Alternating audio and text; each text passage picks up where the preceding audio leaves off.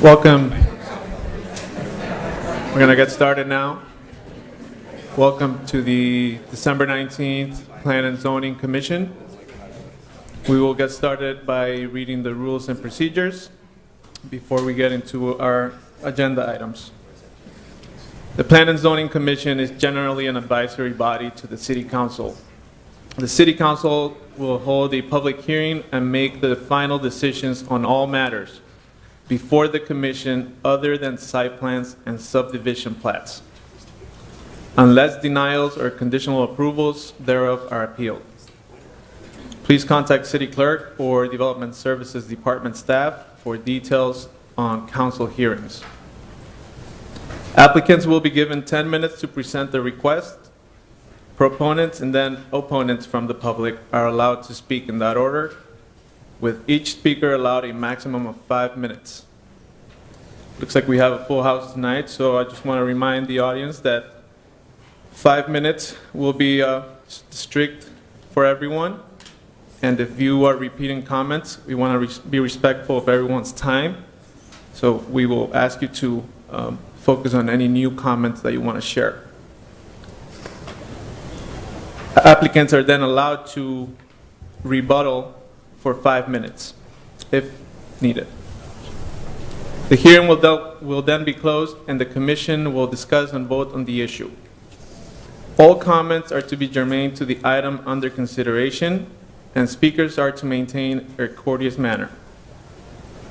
Items listed on the consent portion of the agenda will not be individually discussed and will be considered for approval in accordance with the recommendation in the staff report, unless an individual present or a member of the Commission requests that the item be pulled from the consent agenda and considered separately under the public hearing agenda.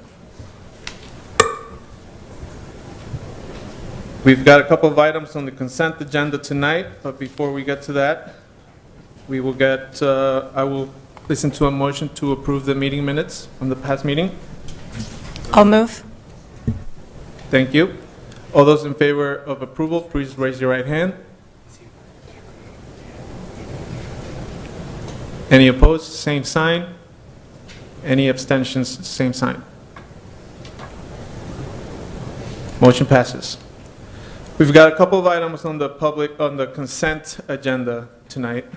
Item number 1 is a request from RTV Renovations, LLC, for the following regarding property located at 2625 Cottage Grove Avenue.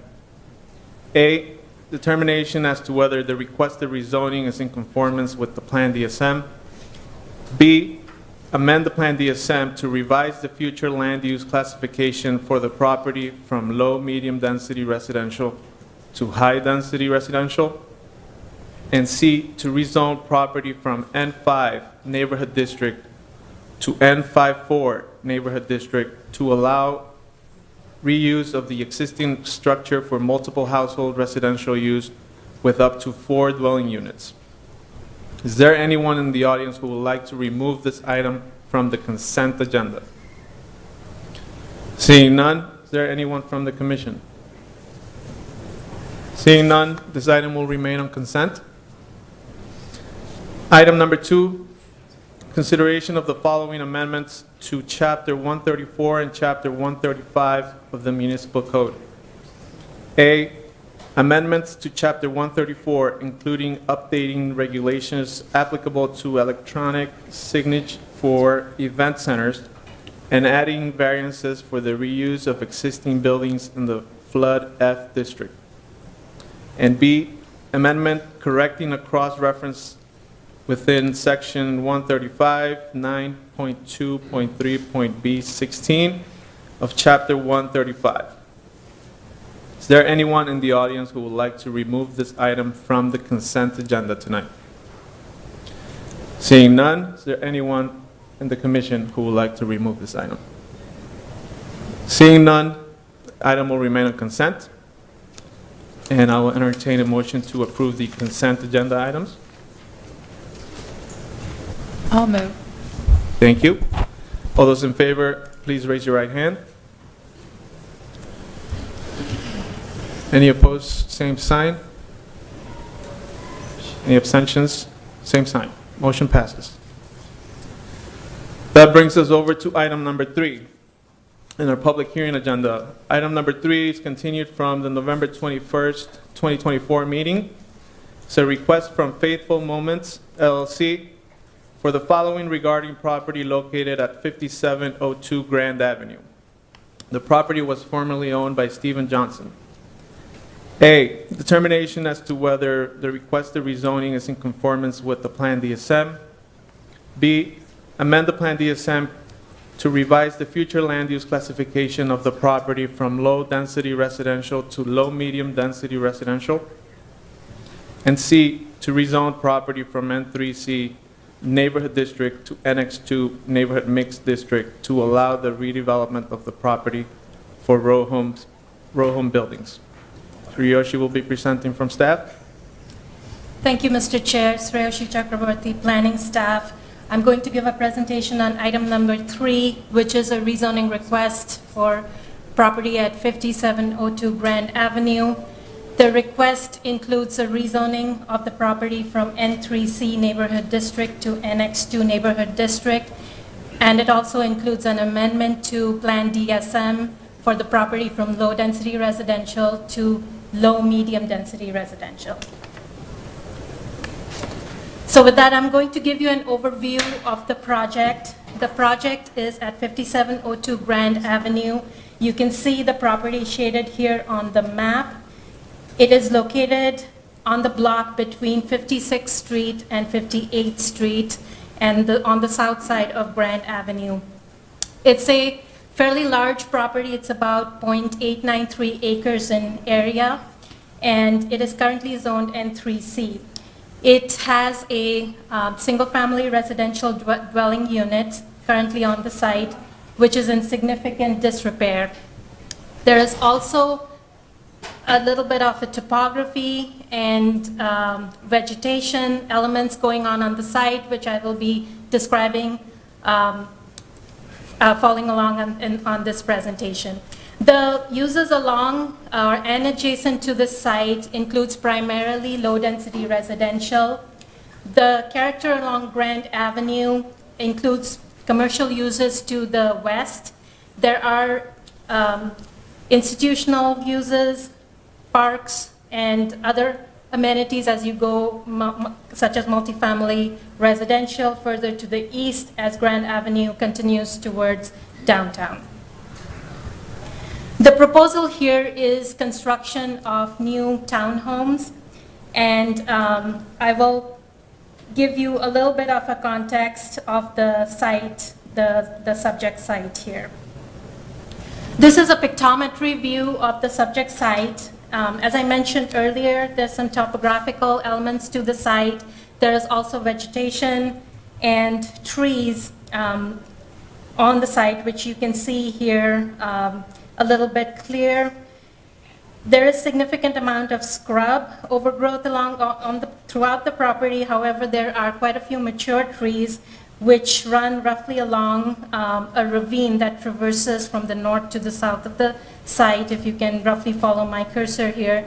There's also trees that flank the southern and the eastern and western property lines. And you can see the single-family dwelling unit right here. There's quite a few houses that abut the property on the east and west and the southern portions of the subject site. I have a few site pictures to give you context of what's going on here. This is a photograph taken from Grand Avenue. As you can see, the land slopes slightly from Grand Avenue down here into the ravine, then it slopes back up where the dwelling unit is, and then gently slopes down to the south of the house. This is the driveway that connects the house, the dwelling unit from the street to the dwelling unit. This is the ravine that I was talking about. So Grand Avenue is right here, and you're looking to the east. This is a ravine that traverses from the north of the site.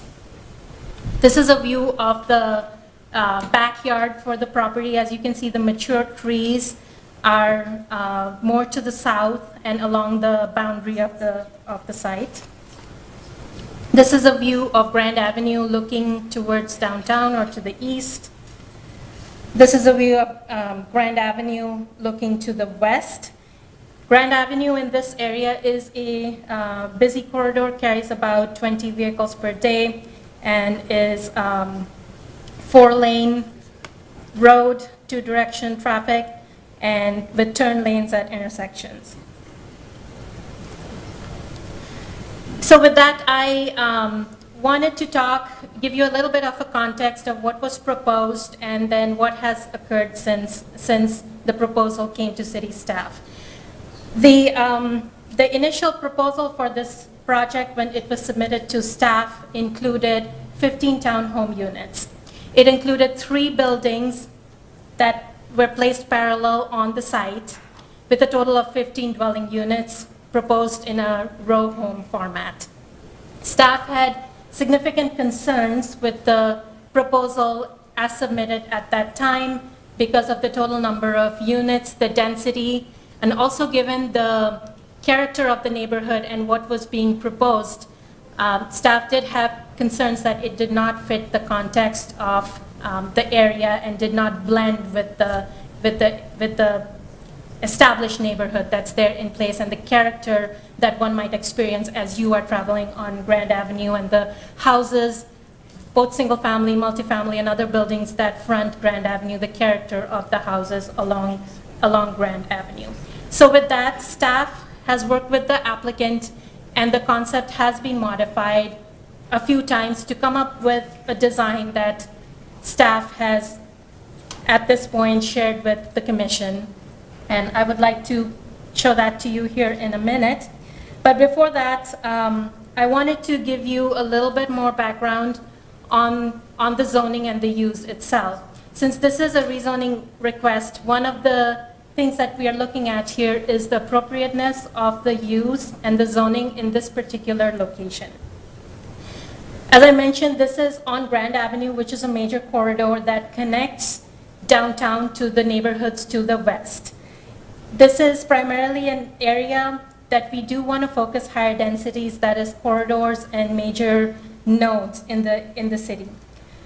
While doing such an analysis, staff does look at Plan DSM, which is our guiding document for future land use and growth in the community.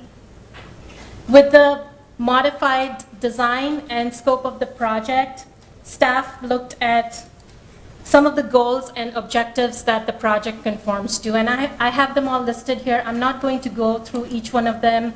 You all are familiar with these goals and objectives from Plan DSM, but primarily there's land use goals such as directing new growth and development in areas with existing infrastructure along corridors which have proximity to services, businesses, amenities, and so on.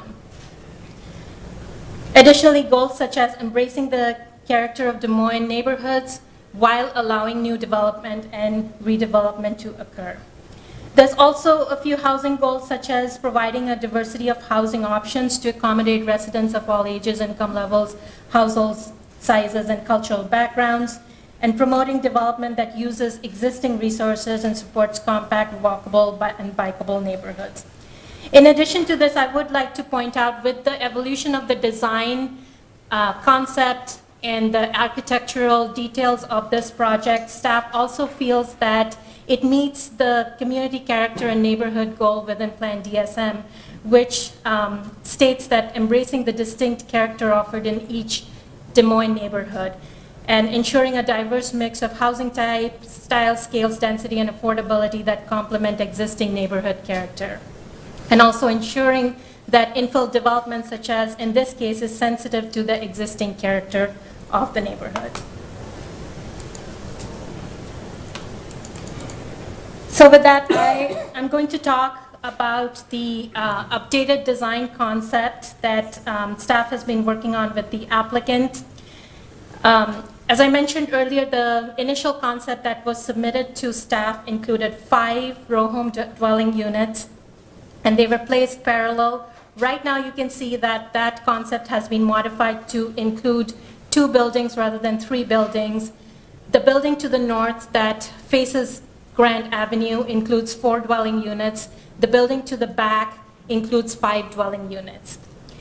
When you look at the concept, you might see that one of the goals here is to try and maximize the ability to save green space and trees as much as possible, and being mindful of the topography and the contours of the site and working with it versus working against it. Staff has attempted to work with the applicant to identify a layout that is able to respect those elements. The sketch here shows trees, as you can see here. This is, again, I want to point out, this is not a site plan, this is a sketch, but the applicant did do a survey of the trees on the property and have identified 11 mature trees, and they are shown here on the sketch. And the attempt is to try and mitigate and save as many of these as possible. The layout includes a driveway that comes off of Grand Avenue on the east side of the property, and it provides access to the garages that front each other right here. So the access to the garages is right here. One thing I'd like to point out is that the building to the south, the front of the building actually faces the back of the property, if that makes sense. So this is the front of the building to the south. And I can come back if you have more questions on this. But I also wanted to show the architectural elevation concept. If you look at this might not look like a typical row home. This looks more like a large house or a mansion. And this is intentional to make sure that it fits the character of that area. If you are on Grand Avenue and you look at the houses that front Grand Avenue, the intent is to recreate that facade and that feel, if you will. The backside of the 4 unit building includes the garages. So this is what you would be looking at if you're traveling on Grand Avenue, and this would be the backside. The design for the 5 unit building, which is to the south, is still being worked on. The details are yet to be finalized. It would be similar to this. However, one of the things that staff wants the applicant to work on is the front facade of the back building. Staff does not want the backside, the front of the southern building to face the backyard, if that makes sense. We wanted to have more of a patio and garden feel, so it feels like the backside of a building versus the front of a building just facing the backyard. So that is going to be a little bit of a unique design, and staff is working with the applicant to work out the details. But we don't have that to share right now. We just have the elevation and the the design concept for the building, the 4-unit building that's to the north. So I just wanted to go through this a little bit more in detail because I know this is fairly unique. We do not go to this level of detail with the concept and design during the rezoning, but since this is a unique situation where we are looking at an established neighborhood where design does play a key role, this is something that staff felt that needed to be addressed at this stage. So it enables us to make sure that that character is reflected when the site planning and design process is actually occurring following the rezoning. So with that, I want to point out a few more things that the project will need to comply with as they move forward. There's going to be, they're going to need a grading permit and soil erosion control plan. They're going to have to comply with the tree removal and mitigation ordinance as per Chapter 42 of the City Code. And the intent would be to be able to protect mature trees when feasible, and mitigation is required for mature trees of approved species, 12-inch or larger in caliper size that might be removed. Additionally, just want to note a few things in terms of utilities. Public storm sewer is available on Grand Avenue. The applicant will be required to provide on-site storm detention. There's currently no sanitary sewer that's located on Grand Avenue adjacent to the site. The project will need to connect off of 58th Street to Grand Avenue, so that will require some investment on the part of the applicant to be able to connect to that. So with that, I want to move to the staff recommendation.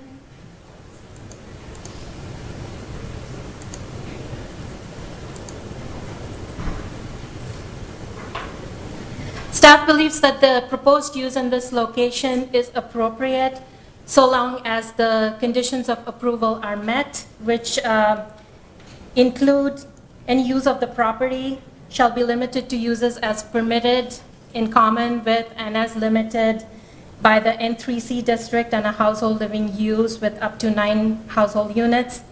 Any development on the property shall be in substantial compliance with the submitted development concept, including the architectural character and materials to the satisfaction of the Planning and Urban Design Administrator, and heavy landscape buffering along the side and rear property lines shall be provided to the satisfaction of the Planning and Urban Design Administrator.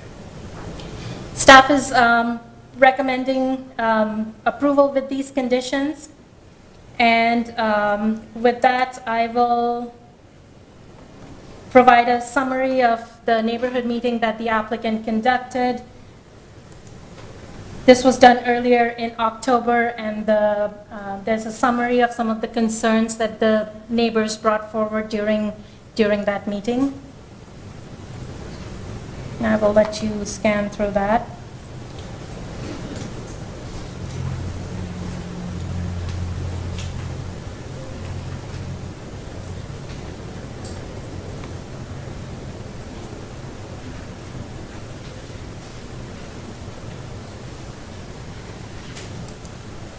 We did receive quite a few comment cards, and I'm just going to go through these quickly.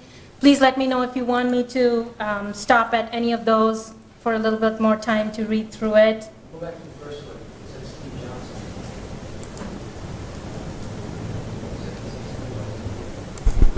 Who's this? What does it say?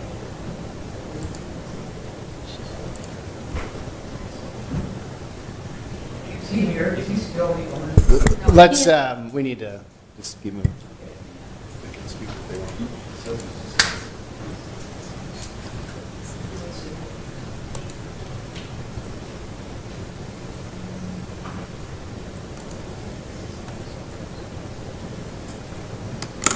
And while I'm scanning through these, if somebody from staff could hand out those copies of emails. We did receive quite a few emails in addition to the comment cards, and I would like to point out there are 44 emails in total, 2 in support, 42 in opposition, and there's some paper copies for you to look through those.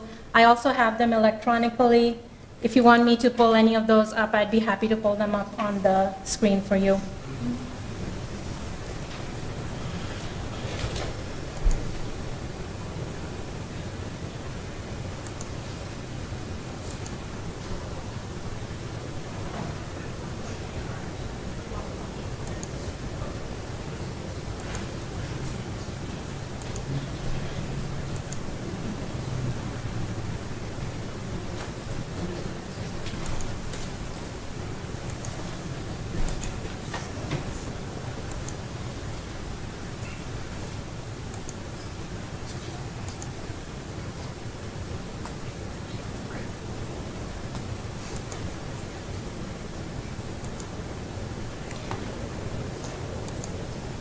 This is the consent map of the comment cards within our notification boundary. The opposition percentage stands at 55.64 based on the land area that's in opposition to this project, which means that this would require a supermajority vote from council for approval. So no matter what we decide tonight, it still will have a supermajority at city council. Correct.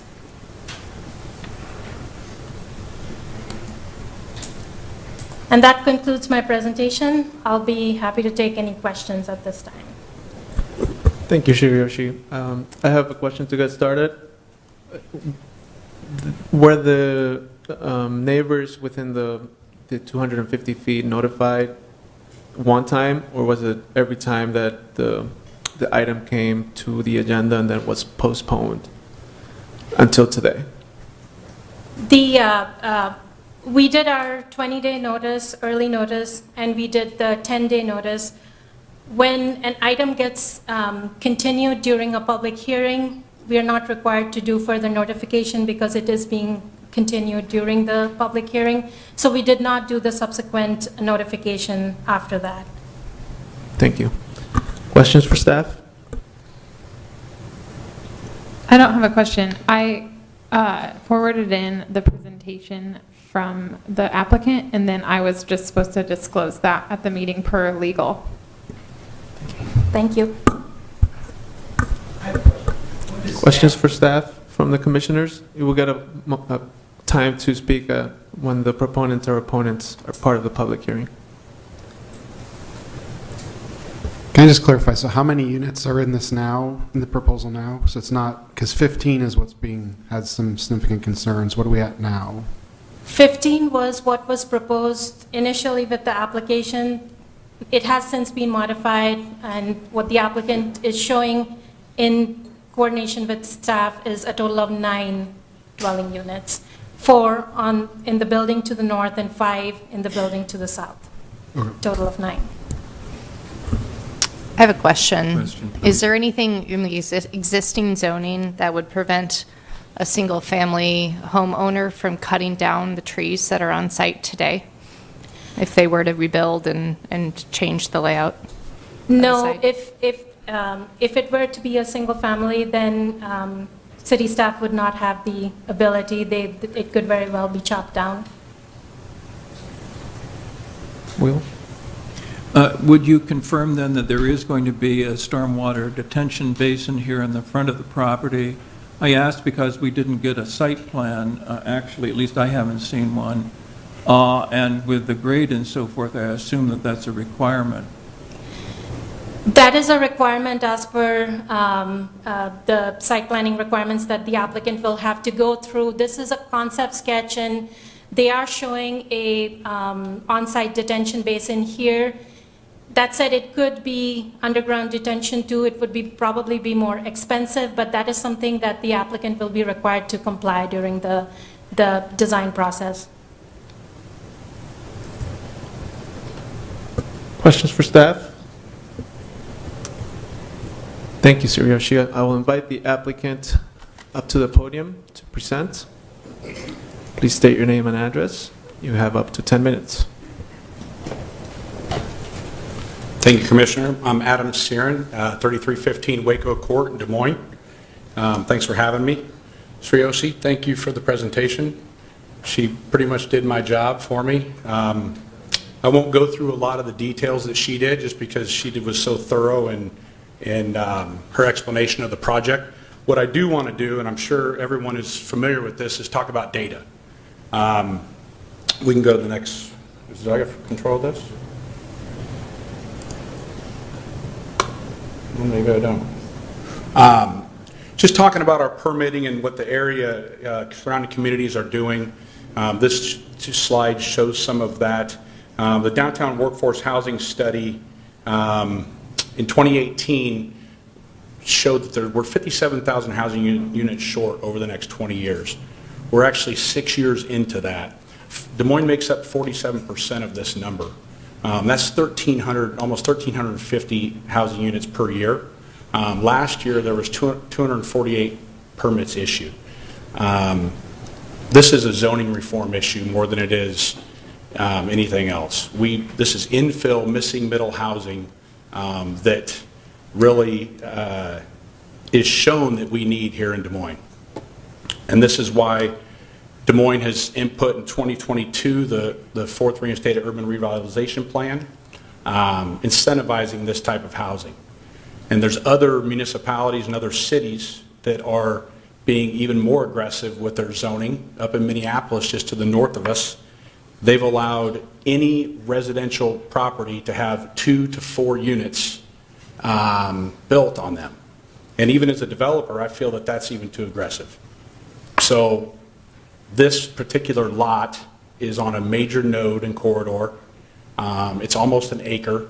We've got 25,000 vehicles per day. I mean, it couldn't be more missing middle. We all know what that is. This is kind of a graph that I put together showing the previous permitting over the past 20 years, and the blue shows what the projected need would be over the next 20 years. We're obviously falling short of that. This is why we have the tax abatement. This is why we're incentivizing row home, missing middle, all electric housing. And it's my job as an infill developer to identify these lots, identify this infill type housing, and try to gently come into these areas while respecting the community and building this housing to try to meet these goals. Market demand, neighborhood concerns, we've touched on the neighborhood concerns. Stormwater runoff was one of them. As you know, we're going to be held to the standards of the engineering department. It's my belief that we will actually improve the stormwater runoff from this site. It's kind of running from the north to the south, or from the south to the north, excuse me, and we will be capturing a lot of the water on this site. We have storm on Grand that we'll be tying into, and we'll have a storm detention basin to capture a lot of that water. Tree mitigation, Shiroshi touched on all of this. There's 11 mature trees. We're saving 5 of them. The 6 of them that we're removing, I've had an arborist on site, and 3 of those 6 have been identified to have oak wilt. So by reducing the density on this site, we're able to save a lot more trees, and I know that's been a major concern. And listen, I don't like this process. I've been here before, and I don't like to be the bad guy. I'm just here trying to be committed to the growth of Des Moines, and you know, I want to put housing, unique housing in our city. Some of the other things. These are the goals from the Plan DSM. I went to the Plan DSM 104-page document. Housing is mentioned 97 times, and Shiroshi already touched on this. These are a lot of the goals that have been pulled out of that. It's all over the place. I mean, it's screaming density, and it's even saying high density that they want to see on these type of corridors. And this is the plans. And I just wanted to touch on this about a mile down the road on Ingersoll. It's not completely the same thing. This is Waterbury Commons. It's on less than an acre. It's 16 units, and it's a high density designation. This is 18.3 units per acre. And we look at the comparison on this the subject lot, we're 10 units per acre. So we're a low, medium density designation. So that really wraps up what I have to say. I would appreciate your vote and your support of this project because I think this is the way Des Moines is wanting it going. Thank you. Have any questions for the applicant? Do you mind going back to your traffic slide? Did you have traffic numbers? You know, I don't have the numbers. I just said add an 18 to 20 vehicles per day on a 25,000 vehicle per day traffic count has minimal to no impact, and it does not require a traffic study. I think some of the concerns of the residents were residents taking chances and pulling out onto the road in front of the current residents trying to use this area, and I understand that. But it's just going to be one entrance and one exit. There's not two exits on the property. And we've reduced the density, so that's going to be less traffic because we have 9 units. So, that answer your question? A little bit. When you mean pulling out and taking chances, what does that mean? Well, just, people, it's busy on this road, so they're stopped at the townhouse development, and maybe they need to take a left turn and go across traffic, and it's snowing out.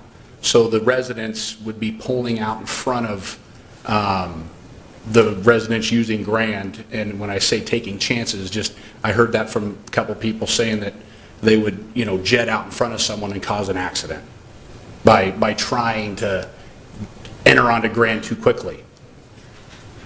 Did traffic have any issues with respect to, we have standards for the number of entries onto a road and also the grade of the road there.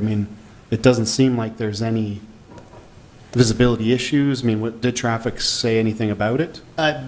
Since we're not at site plan stage, they haven't done like a full site plan level review, but this type of development, it doesn't generate enough trips to warrant a traffic study. I don't think that a road of this character with 9 units, the amount of trips generated by that are of a concern.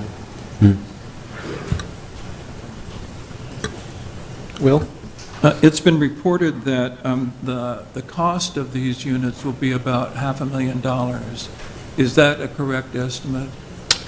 Yes, so initially I was trying to, and I've learned something from this. I've learned that, before I sit in my office and hit zoning amendment on the portal, there might need to be a little more communication and talks with staff before doing that. So next time I will be a little more thorough on that. But so I presented a product that I've already built, and it was not the right product, and I was trying to keep the cost down. But now I've reduced density, and I've created a much more quality product. So yes, they're going to be north of $500,000 per unit. Yes. So that was along the lines of my question. This is it's a pretty, but 15 units to 9 units is a big change. Correct. And so how did that affect, to what extent did that affect the asking price of these units? 100%. I have to make this, it has to pencil. So the units, like I said, the units on Waterbury Commons, he's got 4 sold at $630. He's at about $395 a square foot. I'm a direct comparable to that, probably a little bit more desirable. So I'm going to be, in that similar price per square foot range as that development. And what's the square foot? They're going to be a 1,550 to 1,600, somewhere in there.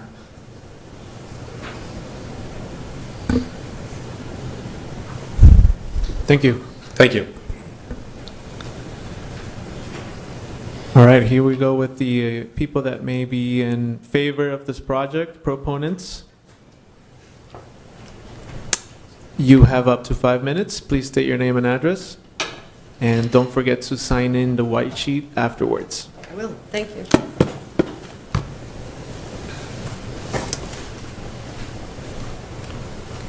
Hi, good evening, Commissioners. My name is Carol Maher, and I live in downtown Des Moines. Prior to moving downtown in April, I lived on Polk Boulevard, not far from this project. Many of you know me as a supporter of density, bike and pedestrian safety, while on a mission to call out projects that are overparked. Tonight, I speak in strong support of this row home project, with one reservation. Mr. Siren should have kept his request for 15 row homes with a medium-density residential land use classification. Our town is no different from the entire country. We are in a housing crisis. There isn't enough of it, not on the affordable front, not on the high end. Our city is also struggling from stagnant property tax base. 40% of the parcels in Des Moines do not pay property taxes. They are held by the state, city, county, the feds, nonprofits, and places of worship. This project can help on both fronts. Adding 9, should be 15, homes to a parcel where 1 currently exists. This is what progress looks like. Adding 8, should be 14, housing units where only 1 existed is how we attack the housing problem. While these homes will certainly not address the affordability issue, where sticker prices, I just heard north of $500,000, I thought it was only $500,000, it seems like it's going to be more than that, it will bring density to a side of town where people want to live. We should all want to promote an area that is transit and amenity rich, with some of the top schools in the city. Why should these goodies be reserved for those with single-family homes in oversized lots? This is what an interesting, growing, and thriving city looks like. This project also addresses our need to grow our property tax base.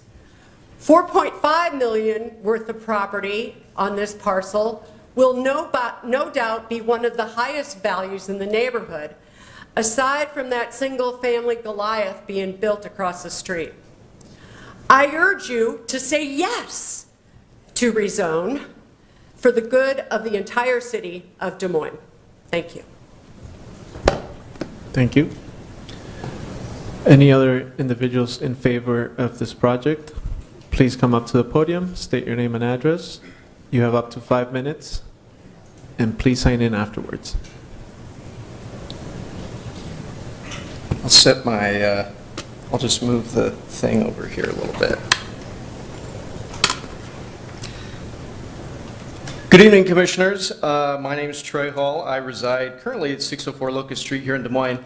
Prior to that, I was a proud resident of the Drake neighborhood, go Bulldogs, a nice, mixed density neighborhood that I think a lot of people, including myself, like to live in. I come before you today to support, pretty enthusiastically the rezoning of 5702 Grand Avenue to low medium density residential. I have no motive to do so other than see this city move in the right direction. To be perfectly honest, I can't afford to purchase one of these units, though I hope to be able to one day. It's a nice size. It looks to be like a pretty good development opportunity. Nonetheless, I have many friends and colleagues who would be absolutely thrilled with a development of this size and in this location. We just heard how great this neighborhood is, and I have no doubt from the folks sitting behind me that they really care about their neighborhood as well. It's a nice neighborhood. It's a beautiful neighborhood. We need more neighborhoods like it. I think that everyone who is going to live in these units deserves to have their voice heard. So that's what I'm trying to do today as well. I'd like us to think about the people who would live in these units and build lives there and raise their families there. The development, I believe, is also in the financial interest of the city to approve. Assuming the developer lists, I've heard around $500,000, give or take, and the assessor agrees, based on my calculations, the city of Des Moines would be looking at roughly $9,000 per unit per year after the tax abatement expires. I'm talking about the long-term financial viability of this city. I think this is a good idea. We also must consider the investment in infrastructure, which staff pointed out. I think it looks like it complies directly, with goal H1 on page 35 of that plan DSM. The lot is already served by municipal infrastructure and situated along a busy corridor. If we want to keep property taxes in check in the long run, these types of developments are exactly what this commission should approve. Lastly, I just want to highlight, the fact that our metro area, as was highlighted by the developer as well, we've fallen short on our housing goals every single year. And it's because we don't take the opportunity to rezone. This is one of the least disruptive ways to increase our zoning on a substantial level. Blocking this development will only further set us behind on the strategic goal of addressing availability and affordability for all families. This developer has shown that he is willing to work with the community. I point to the neighborhood meeting. You're never going to get everybody on board, I understand that. But he has already taken special consideration for the historic nature of this neighborhood. And like I said, it is a beautiful neighborhood. Scaled down the previous proposal. And, reading, I've been following along with this development. There was one resident who basically expressed that he was not willing to work at all with the developer, saying, I quote, "We're going to jam this thing up. Every step he tries to take, we're going to push back. We cannot," unquote, "we cannot let, in my view, the perfect be the enemy of the good here. And there will never be a perfect development. There just won't. I urge you to do the difficult, but in my view, correct thing here. Approve this zoning variance for the long-term viability of our great city. Thank you very much. Thank you. Is there anyone else who would like to speak in favor of this project? Anyone neutral? Anyone who would like to speak against this project? Please come up to the podium, state your name and address, and you have up to 5 minutes.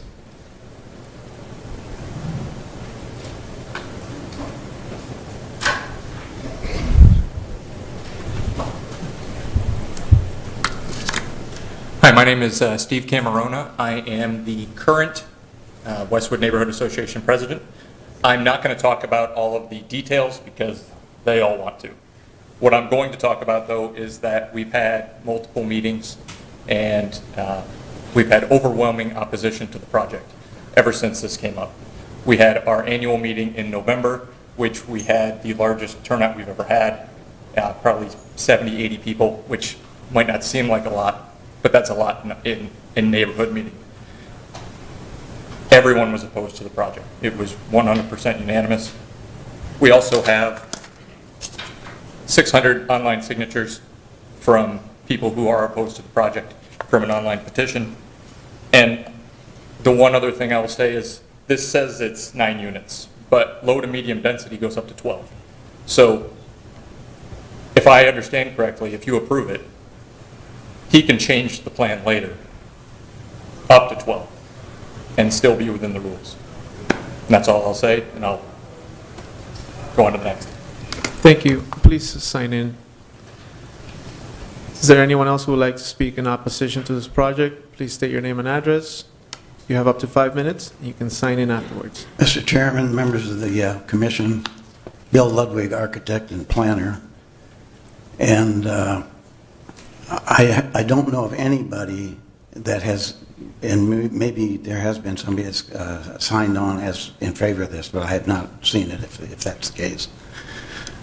I have for over 50 years done master planning and development of single-family homes, townhomes, apartments throughout planned residential developments.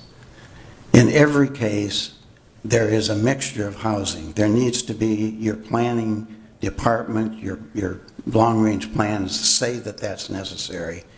We are working on areas of the east side, the south side, the southwest side, on those kind of planned developments that have those elements. So the long-range planning for the city, it is important. All of those planned developments are good.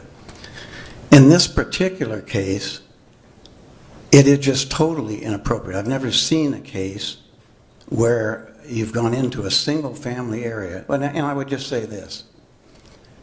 Of all the areas of Des Moines the Grand Avenue, the Waterbury, the south of Grand area is a very prestigious area. It's one that is very favored.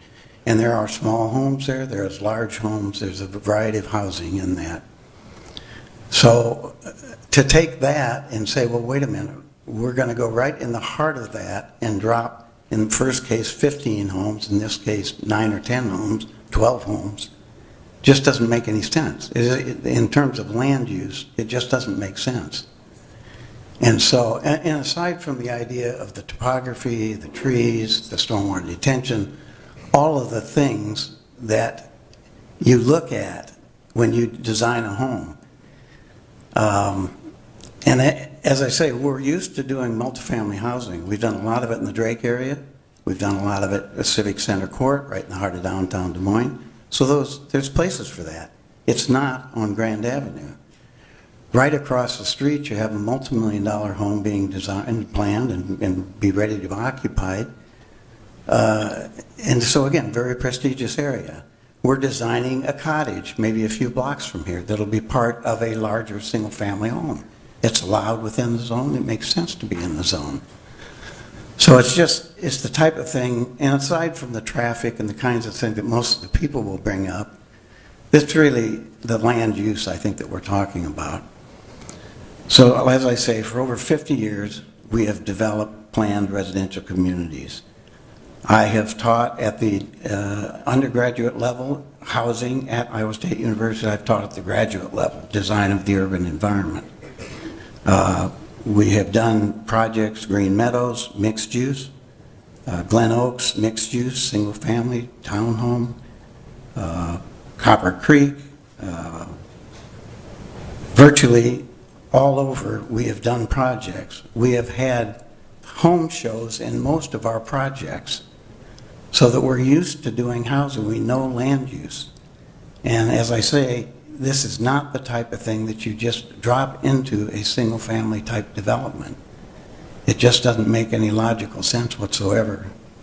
I don't know that it should have gone this far, really, frankly, to be at the commission level. I mean, I know the developer has the capability, and he has the ability to do that. There's no question about that. I just think to say, let's consider a group of townhomes. My lot is about that size. I have a house on it. I have a garage. And to put 9 or 10 lots or units in there just doesn't make any sense whatsoever.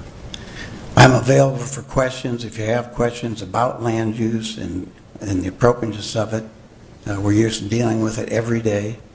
In every one of these projects I talk about, we have townhomes, multifamily, and single family. We have small scale single family. We have large lot single family. And those are all clustered.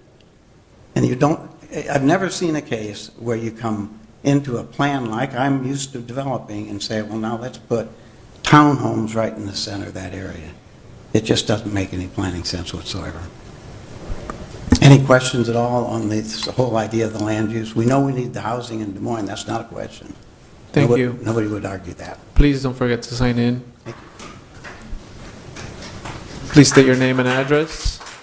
You have up to 5 minutes, and you can sign in afterwards. Okay. Hi, I'm Holly Krager. I'm a realtor for 19 years, and I live in the neighborhood in my parents' home that they built in 1966. So I've been around this neighborhood a long time. And a few days ago, I walked at the site, and everybody should see this site before voting, really. It's astounding. When you walk up to the house, it's up on the top of a hill, and the land goes almost down 20, I've heard 20 feet in height. And so when the developer clear cuts this property or saves the 5 trees, whatever, it will impact the neighbors' trees because oak roots are grafted together, and it will damage these other trees. It's my understanding that the developer has designed a 9-foot block wall on the east side, I believe, which will go down to like 11 feet or something, and then put a 6-foot fence on top of that. That's going to dramatically change the character of what the neighbors see when they look out their back door.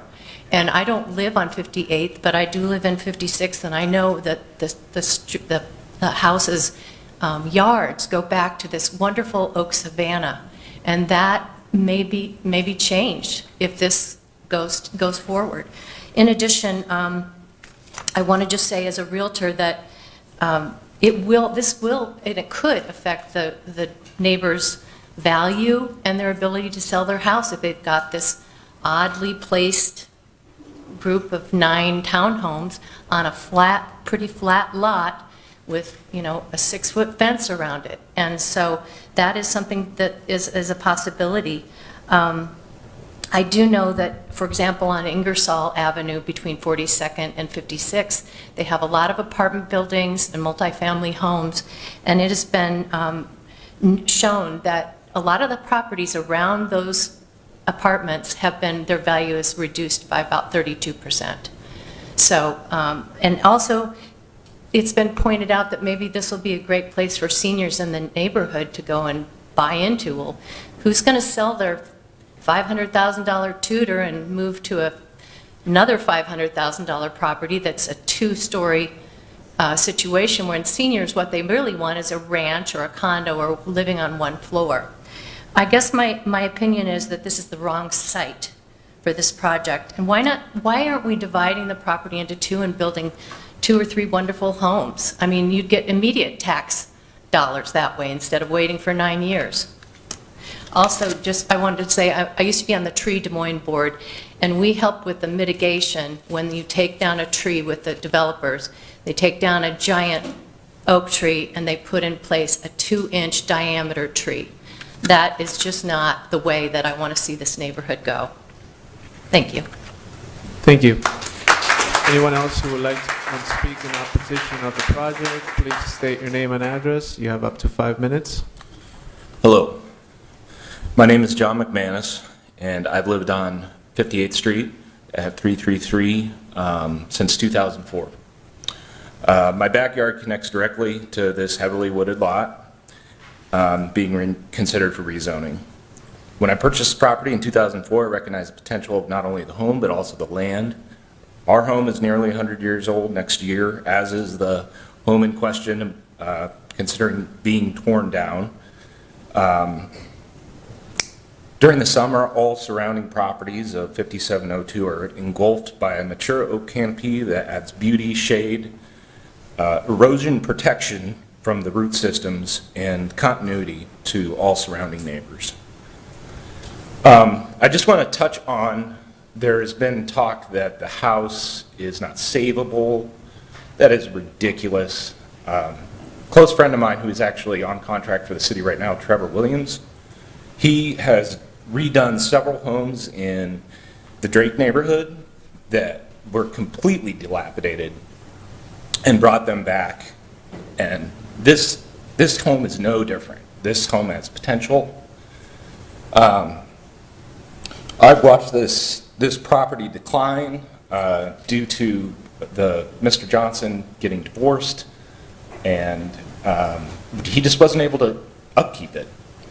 But working on the yard, taking out all you could do that in the spring. You could clean that yard up. That house could be fixed. It's absolutely ridiculous that this is even being considered, in my opinion. Original intent, this neighborhood was originally planned and zoned for single-family dwellings over 100 years ago, and that hasn't changed. The original intent of the city planners for this neighborhood was and still, via the most recent city zoning ordinance updates, a single-family dwelling low-density zoned area, allowing the developer relief to spot zone in this neighborhood would be in direct conflict with the city planner's most recent zoning ordinance updates. There's an abundance of other areas that the city has already identified that are available that meet the zoning requirements of this type of project. People have already touched on the water mitigation, and I've spent a good chunk of my income dealing with water mitigation from the water that flows downhill, and some pretty serious problems I see happening taking out those huge root systems, cutting into the earth. It just seems very unnecessary. And once again, the developer is not owed relief from the City of Des Moines Zoning and Planning Committee. In no way.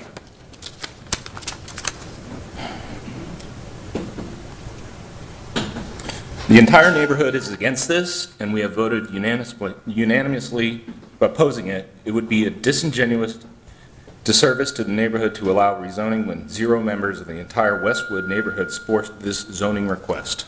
Thank you. Thank you. Please don't forget to sign in. Anyone else who would like to speak in opposition, please come up to the podium, state your name and address. You have up to 5 minutes. Hello, my name is Heather Cole. I actually own the property east of the site, 5620 Grand Avenue. I have lived in this home for majority of my life. I bought it from my parents. When I look out my patio deck, yes, I see a bunch of trees that haven't been maintained. Now he's proposing that I look out my patio deck and I look at 9 homes. That's not what I want to look at. That's not what I want my kids to look at. Now per this sketch, the driveway is now on the east side, which is right next to my house. I have 6 children. I don't want my kids to actually go out to my yard and get hit by a car. I also have to worry about the other kids that are in this neighborhood, because this neighborhood has grown into a ton of family homes. The developer was talking about taking a chance, driving on the street. I have been in a car accident twice on this road. Trying to turn left, you have cars either trying to speed up or speed down the hill. So you're actually asking more cars to go into this lot, which is putting more kids and more people in danger. I am not very knowledgeable on the dwelling or the water retention or any of that. I'm just speaking on the fact that this is my home and this is going to affect my value and my taxes. Someone pointed out if I want to sell it that they're going to have a hard time. This property is the only thing that I have to give my children, and if they want to sell it, they're not going to get what I think it's worth. So I really recommend that please just object to this, because the neighborhood does not deserve this. I mean, there's a lot of wildlife and trees. I mean, I could understand if you want to put 1 or 2 or maybe 3 homes on this, but 9 is just downright ridiculous. And what they're going to have to do next to my property makes me worry about my property because of the digging and the retention wall and now this driveway. I mean, I have a big tree that is right next to my house, and it looks like they may have to cut that down. So, I mean, I can't strongly just object to this. Thank you. Anyone else who would like to speak in favor, in opposition of this project, please come up to the podium, state your name and address, and you have up to 5 minutes. Hi, my name is Amy McCrowell. I live at 224 56th, and I've been in the Westwood neighborhood for 23 years. And as a neighbor, I oppose this rezoning. It's not what Westwood is.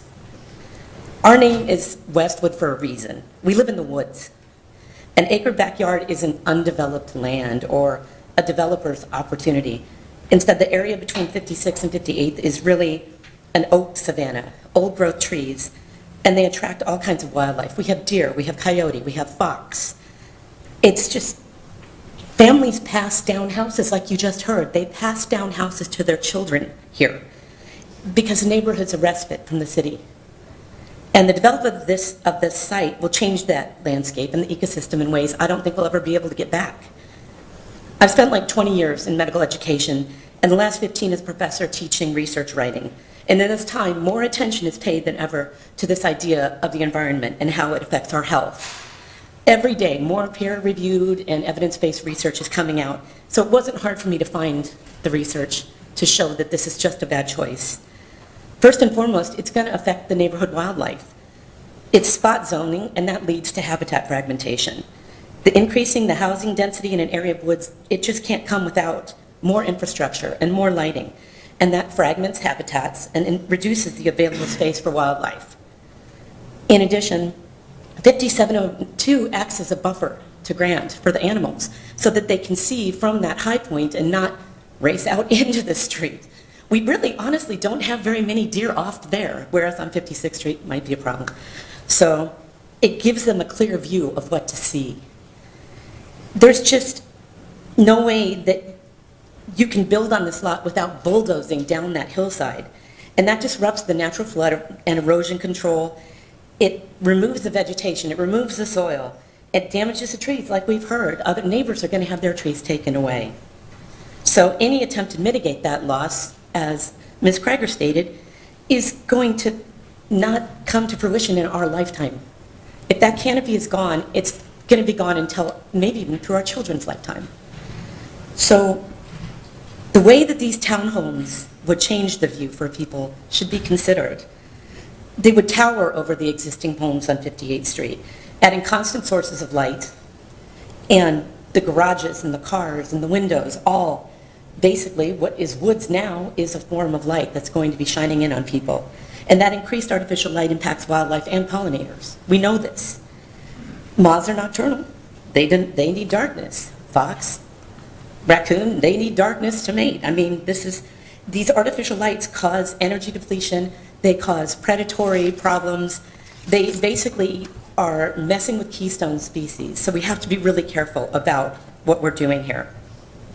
In the interest of time, I'll just make a quick point about the noise pollution that would come with this development, and not just the construction.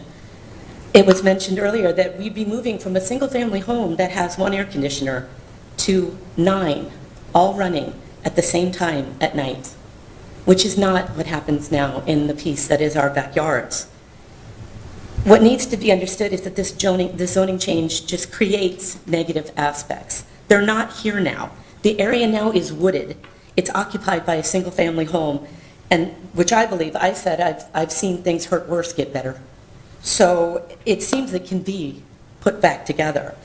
None of these issues, none of the issues that we talked about tonight exist now. But the construction of the townhomes is not a positive for anyone in the neighborhood, not for the wildlife. And the arguments about their need are fallacious. We see all the houses that are on Ingersoll, or the townhouses on Ingersoll, that are still vacant. And these townhomes are not missing middle housing. Missing middle housing is not $500,000. That's not middle. So it's not ideal for retirees, as we said, either. The city sees no money for 9 years, where they could have an income right away were this house to be repaired. And who knows what will happen long after an LLC is dissolved, and we're still there because we stay as neighbors and we deal with what's left behind. So it seems to me that the only person that stands to make a profit is Mr. Siren and his investor. And as the appointed neighborhood as the appointed zoning committee, it feels like your responsibility is to balance growth with integrity and to protect our neighborhoods. So I ask that you vote against this project to ensure our neighborhood maintains all the qualities that make Westwood what it is. And it really is something special. Thank you. Thank you. Anyone else who would like to speak in opposition of this project, please come up to the podium, state your name and address, and you have up to 5 minutes. Sure. Thank you, Commissioners. I will try to skim my notes and try not to be too redundant, but appreciate your time. My name is George Antonio, and I live at 204 53rd Street here, and we've been in the neighborhood since about 1998, I think, so I've been around for a while. So in general, I think we've had a lot of conversations tonight. I personally am not someone that is anti-development. I understand sometimes the need to mix those things in with residential housing, but I think in saying that, that was anticipated, right?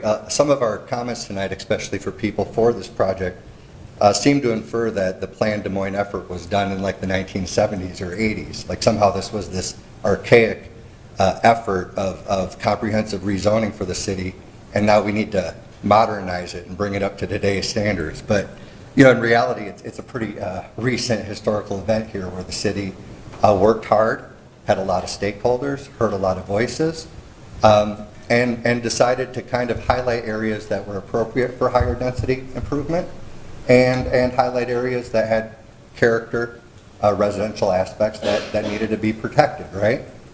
So, I understand, the city made some points, the staff, and it's accurate. We have a busier corridor.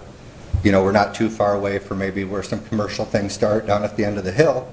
But those things were there. Those aren't new things. Grand Avenue was Grand Avenue. McDonald's was McDonald's. And still the city decided to plan for this neighborhood to remain residential. And they recognized that being important to the community, while also thinking about the other things that certain areas need to kind of move on and maybe be reinvented. All good things, right? So I think bottom line, a lot of the theme has been just not being consistent with the scale and character of this neighborhood, and trying to be appropriate and thoughtful with our development. The comment that kind of caught my attention was it has to pencil out, right? Well, my guess is as seasoned as Mr. Searon is, he's penciled it out. And even with a single home development, he's going to make his money back. People talked about dividing the lot. That's an option. I think even with low density development, there's probably some compromises between 2 and 5 units that haven't been explored maybe. So this concept of somehow someone can buy a property and then need rezoning to make it somehow pencil out, to me just doesn't pass the common sense test, and really isn't an appropriate, I think, use of commissions and city councils to kind of come in on the back end and right or wrong, or maybe someone made a bad investment decision, I don't know, but to me it's just not appropriate. So I'll kind of wrap some things up here. Like I said, I don't want to be redundant. But, in general, I think I'd like to just appreciate the commissioners considering a precedent that they may be setting, that there's an inertia to this type of development that creeps into residential neighborhoods, and what has made this neighborhood in particular so special should be maintained. And I think the term spot zoning was brought in a few times tonight, and I think that should be in the back of maybe the commissioner's mind of what these type of developments may look like if they start getting dropped in the middle of some of our neighborhoods in the city. So appreciate your time, and thank you for your consideration. Thank you. Don't forget to sign in. If there's anyone else who would like to speak in opposition, please come up to the podium, state your name and address, and you have up to 5 minutes.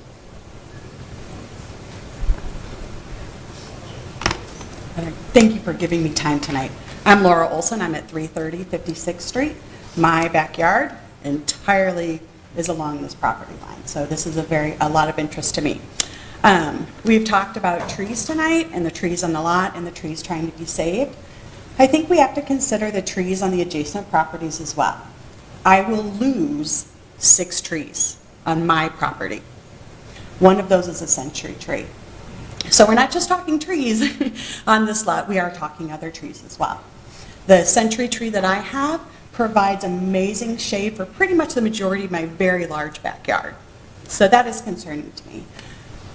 It's also concerning to me as a parent, having the gentle slope of my backyard down to this neighboring property will now be a gentle slope to an 11-foot retaining wall with a 6-foot fence on top of that. That would have been terrorizing to me when I moved in when my children were very, very young. So a 6-foot fence is not going to stop a child. And then on the other part of that is that retaining wall that could be up to 11 feet. My other concern is the deer in my backyard, that I see many deer daily that are going to jump that 6-foot fence, which is an easy jump for a deer, down this retaining wall. So I don't want to be the one to have to clean that up. I don't want to see it, but that is going to happen there. The other things that I want to talk about, those are just personal. The other things that I wanted to bring up are just kind of the logistics of this. Trash, I was thinking about. Is there room for a trash truck to turn around in there? I don't know. I don't know this plan. I don't know. But I had heard that a solution to this would be that the trash truck would just back out. The picture that showed no cars on Grand, I think, is a very, very misleading. I don't know that it's feasible in our current trash pickup times, which is during rush hour, that it's feasible for a trash truck to back out onto Grand Avenue at that hour of the day. Sure, they could change our times, but any time of day, I just don't know that that's a great solution to have a trash truck back out onto Grand. Also, I think emergency vehicles, the same thing. Is there room to turn around in there? Is there a water source for a fire truck? I don't know. Is it enough of a water source for a multifamily housing project? I don't know the answers to those questions. These are just things I was thinking about. But can an emergency vehicle turn around in there? I know that was a problem when the fire happened at the current property. And I can't see that getting better with having much more building on this site. So can emergency vehicles turn around in there? Is there adequate water? Parking is an issue as well, because I do live on 56th Street, and parking is a major problem. Since there is no additional parking in the plans right now, the only places for cars that will not fit in the garages or the driveways right now is on 58th or on 56th. So we're talking a block away for additional parking. 58th Street does not have room. It's a thin street. There is a lot of parking already on that street that is taken up, so it basically makes it a one-way for a good part of the time. These are kind of cut-throughs. 56 and 58 are cut-throughs at certain times of the day. And it's basically 58 is a one-way because of the parking that's already on the street. So there's really no additional parking available there. That means all the parking is going to come up on our side of the street on 56. So, which we have a little bit more. There's not a ton of people that park on the street there, but it is a concern. Also, especially during school drop-off and pickup, I am half a block from my elementary school. And so people wanting to park during these pickup and drop-off times, it's not going to be available. So, and speaking to that as well, more traffic for that pickup and drop-off. We already have problems with the houses on 56, cannot access our driveways in or out at certain times of the day because of pickup and drop-off. So having even more traffic on the roads is not something that I'm interested in there. And it will, whether it's parking or just these cut-throughs that people do, it is going to increase traffic on that street, a street that does have an elementary school on it. So I don't think increasing traffic on a street that has an elementary school is probably a good idea either. The intersection of 56th and Grand has had, that I personally know of since I've lived in this house for 19 years, is there have been 2 child car, is that my 5 minutes? Wrap up your final thoughts. Okay. There has been at least 2 child car accidents there, and that is a major concern if we can increase traffic there. Thank you. Thank you very much for your time. Is there anyone else who would like to speak in opposition of this project? Please come up to the podium, state your name and address. You have up to 5 minutes. My name is Greg Schwager, and I live at 5306 Grand, so just east of this property. I've lived there for a little over 25 years. My wife and I bought it, and we picked this neighborhood due to the character of it, the mature trees, the old-style houses, the unique nature of the properties. Our house was built in 1913. Since we bought our place, we've invested more than twice the original purchase price in renovations and upgrades. And we did that because we were comfortable with the character and the stability of the neighborhood.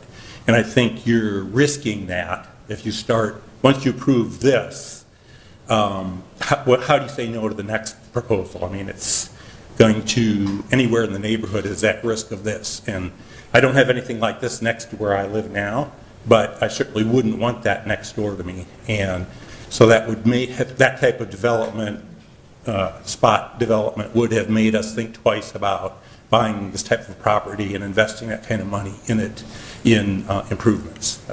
Thank you. Thank you. Anyone else who would like to speak in opposition? Please come up to the podium, state your name and address. You have up to 5 minutes.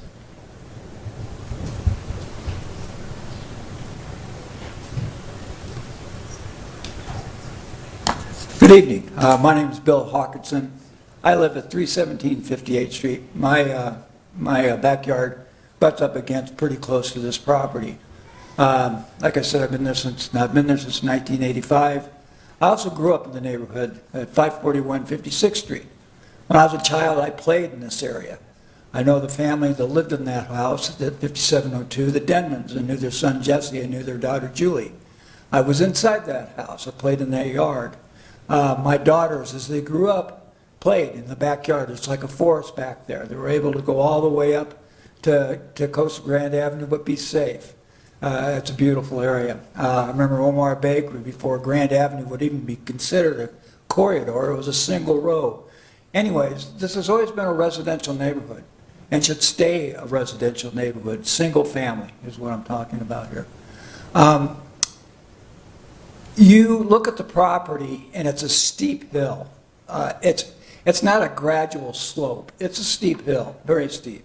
It sits up on a hill. It's beautiful. It's a beautiful old house. It can be repaired. I've been inside the house. It's got great bones. It's got beautiful woodwork. Why anyone would want to tear it down, I don't know. If I was a developer and I bought that, I would fix it up and flip it. There's a lot of people that buy these McMansions out in Grimes and Granger, whatever, who have a lot of money. We'd love to have them move to Des Moines. And if they saw this house fixed up and the yard is beautiful, absolutely beautiful, beautiful trees, beautiful canopy, backyard, their view out the backyard goes forever, it's woods. And other people have already stated the fact that there's all kinds of animals, children playing. You know, do we want to listen to air conditioners? Do you want to listen to kids laughing and having a good time? That's what I hear now. I've been there long enough that I've watched generations come and go. We first moved in, we were the young family. Now my grandkids come when they visit us and they play in the backyard, the same spot that my daughters did. I have a family right next door to me and I'm watching them grow. I have families across the street. I've watched the neighborhood turn. No one leaves because it's a great neighborhood. What this project will do will damage that. You're going to damage the neighborhood if you approve this rezoning. Because not only will that go into place, because once that spot zoning goes into thing, someone's going to do it next door to me. They're going to do it down the street. They're going to go down to Waterbury and they're going to buy a house and they're going to do it again. It's set a precedent that we don't need to set in this neighborhood. Des Moines needs housing. That's obvious. We know that. Plan Des Moines is a good plan. If you read it, I haven't read the whole thing, but I have scanned it. It's a great plan, but it doesn't, for some reason, it doesn't have this neighborhood marked as one that should be improved. And it doesn't need to be. You know, the developer talks about Plan Des Moines. He keeps mentioning that. Well, this is that's farthest from the truth what he wants. What he wants is profit. I'm not going to knock him for that. He's a developer. But that's what he's looking at. He mentioned it himself. He said he makes the pencil work. When he went from 15 units down to 9 units, 10 units, 12 units, whatever it's going to be, he penciled it in because that's what he's interested in. He's interested in the dollar. He's not interested in how Des Moines is going to be improved by it because it won't be improved by it. And by the fact, what happens is the fact if he, doesn't get the units sold, then they turn into rental units, who's going to maintain it? They talk about retention or detention ponds that are going to be there. If they're detention, that means they have to drain. And so someone has to clean out the leaves. Otherwise, they're going to overflow. And believe me, it is steep. Just as the gentleman that lives at 33358 talked about the water mitigation in your basement, we have the same problem. Our home was built in 1927. It has clay block foundation. The water is a constant problem. There's no way, if you scrape that down and you scrape and try to make it level, and you put an 11-foot frigging retaining wall with a 6-foot safety wall on top of it, that's just insane. It doesn't make any sense at all. It's not a good use of the property. I wish you would take it and turn it. That would be a good use of the property. It's a beautiful piece of land. As some other person suggested, you should go take a look at it. And I think you would agree with us all that it does not need this sitting on top of it. It's just a bad plan, The gentleman's already been to Fluor Drive and has a project there that he's scraped the land and cut all the trees down, and he hasn't even broke the ground yet. That's been over 2 years ago. I don't even know how long it's been. You want him to do it to another section of Des Moines again? Thank you. Please stand in. Is there anyone else who would like to speak in opposition? Please state your name and address. You have up to 5 minutes. Hi, my name is Kathy Bernreiter. I live at 405 49th Street. I am, unlike many of my neighbors here who I've come to love over the last few years, I moved here from Chicago, downtown Chicago, in 2017. And the whole reason that I chose to live in this neighborhood and buy a house that has, I love listening to all these stories, water in my foundation, I've needed a new roof, I have to like rebuild, just about everything goes on. It's a 1926 Tudor. I have no ensuite bathrooms, I have no large closets, I have central air that runs the piping through my garage that I can't actually park a car in winter because it would make it so cold in there that I will not have any heat in the rest of my house. I sleep with a hat in my bedroom because wind comes in the windows, but I still would never move to Waukee, to Ankeny, or chosen to buy a house anywhere else but this neighborhood because of these people and the tradition and the beautiful neighborhood and the trees. Okay, I'm from downtown Chicago, but I grew up in Michigan, and I would, the whole thing about my house, the trees, the park, the deer, all these things that people are saying, and you'll do yourself short in terms of trying to attract people to buy $500,000 townhomes because they'll move to Waukee and Ankeny because all the conveniences and stuff are out there and the ensuite bathrooms and all the things that we put up with. Half my street on 49th Park's outside. I just bought 4 new different shovels and ice picks because I can't park my car inside the house, in the garage, but I would do it again and again. I've been here for 7 years. I would do it again and again because Westwood people are awesome. The neighborhood is beautiful, and there's nothing like it anywhere else in Des Moines. And you wreck that, and it'll be a long-term wreck, not just, you know, like do it for money or whatever, but it'll hurt it in the long term, its competitiveness. Did I mention that I have kids in Roosevelt School? We talk all the time about moving to Johnston for the choir or for all the resources that are out there, but we don't do it because we love this house, we love this neighborhood, we love these trees, and we put up with the slope on Grand Avenue and all that sort of stuff. So speaking to someone who didn't grow up in Des Moines, newfound Westwood person, but please don't do this. I may not live here for the rest of my life, but there are many more people that will come to town and be attracted to this neighborhood and pay a lot of money to live in houses that they can't use the garage. Thank you. Thank you. Is there anyone else who would like to speak in opposition to this project? Please come up to the podium. You have up to 5 minutes. State your name and address and sign in afterwards. Good evening. My name's Jim Snyder. I live at 20 Southwest 58th Drive, which is the curve at the end of 58th Street. Just a couple of points. Initially, this project was tried to be sold as the missing middle. And I promise you, most of us on 58th, most of us on 56th, if you would offer us 500 plus for our houses, we take it. Because there isn't a house on that area that's in the 500 plus range. So our missing middle is going to be to take houses and make them more expensive than anything else in the neighborhood. There seemed to be a little flip then later on that it'll improve the tax base for Des Moines. It will, to the expense of all those of us around there, because while the houses may not sell as well because you're now looking up at these developments instead of up at the trees, the city of Des Moines will raise the tax rates commensurate with what they believe the new value of these properties are. And the folks are going to have to pay that increase are all of those houses all around this project. So to the extent those are the two justifications for this project, they really don't wash. Thank you.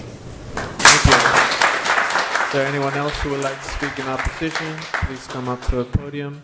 State your name and address. And you have up to 5 minutes.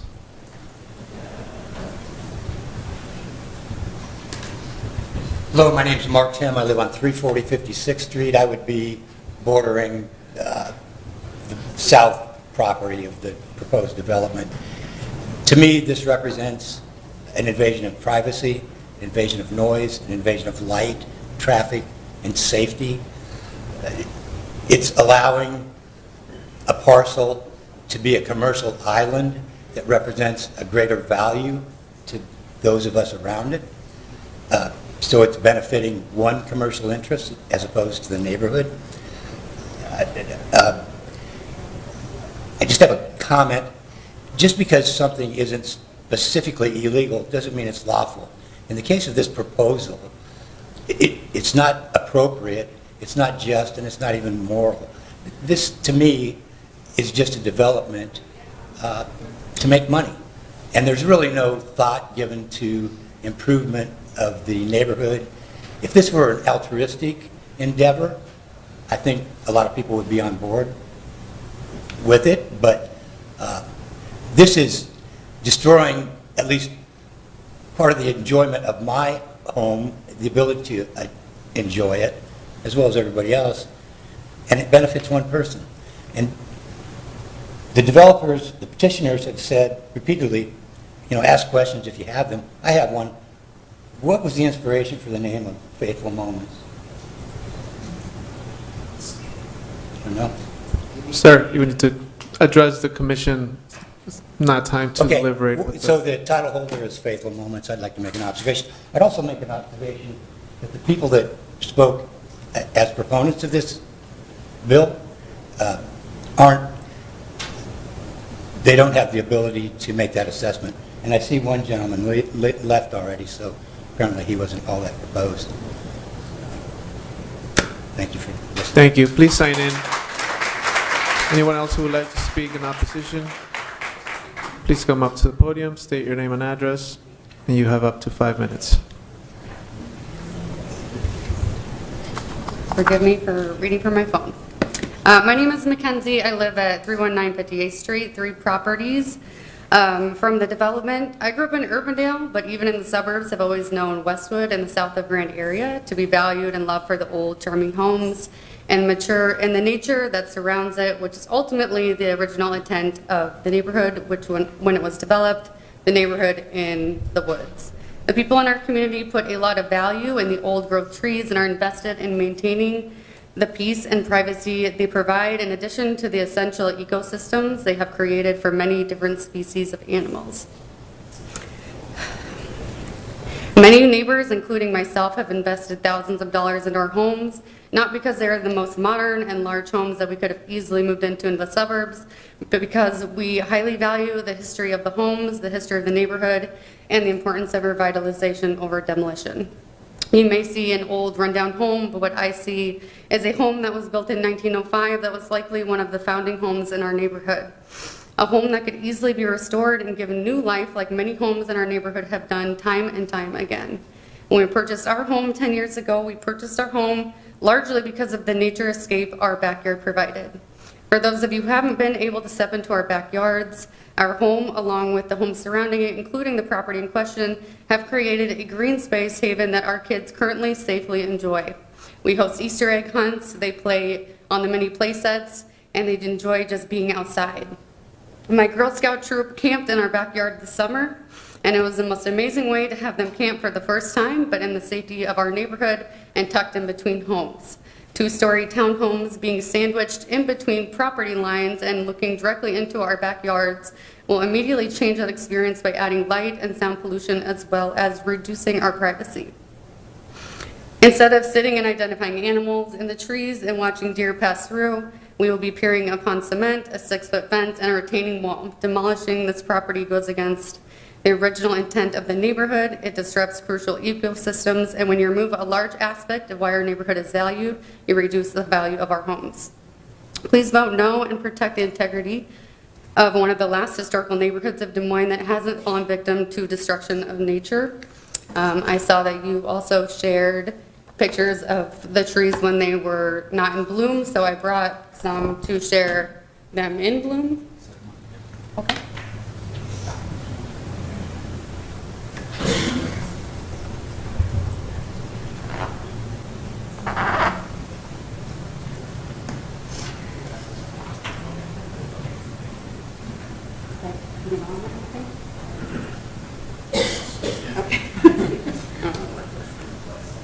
It'll take a minute to warm up. We could also just pass those around. It might be faster. Thank you. Thank you. Please come up to the podium, state your name and address, and you have up to 5 minutes. Stephanie Masmora, I live at 3 Southwest 56th Street, and I've lived there for 17 years now. My main concern about this project is actually traffic, which everyone seems to have glossed over.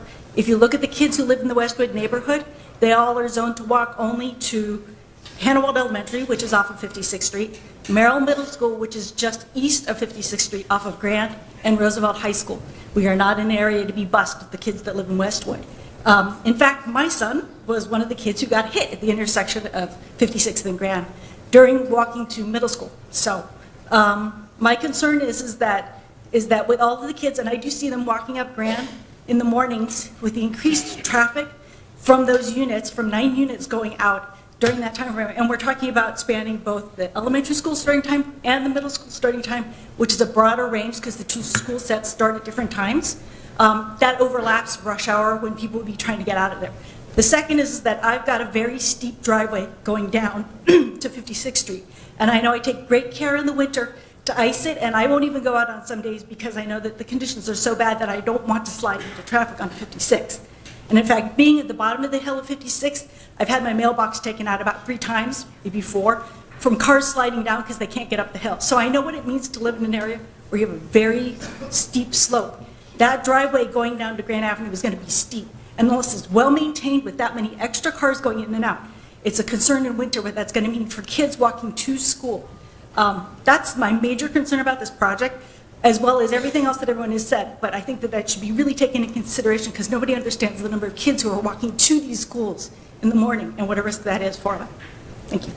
Thank you. Is there anyone else who would like to speak in opposition to this project? Please come up to the podium.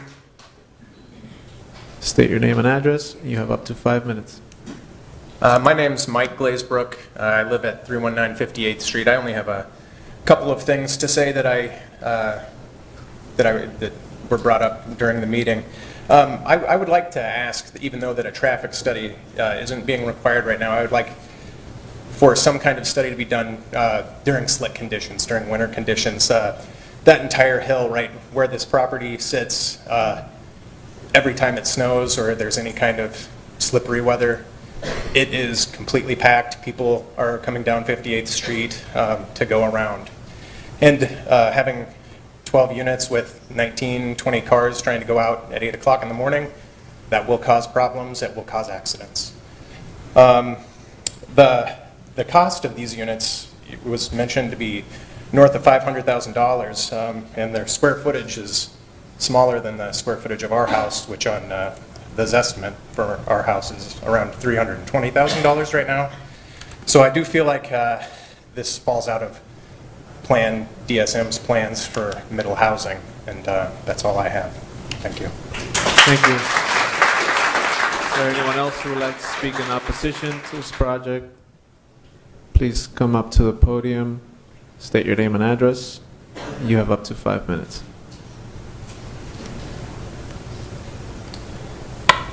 Hello, my name is Tony Gardner, 2118 Willamere Drive. We meet again. I want to start by saying Bill Ludwig, he made a statement. I have never seen something that, I've never seen where something like this goes in a single family neighborhood. Well, I've lived it in the past. I've seen where that square peg tries to go in that round hole. The Oaks on Fleur project, I want to bring some comparisons because there's a lot here to look at. This was a project that was, you actually denied this project and it was pushed through City Council several years ago. It was 15 units on a little less than an acre.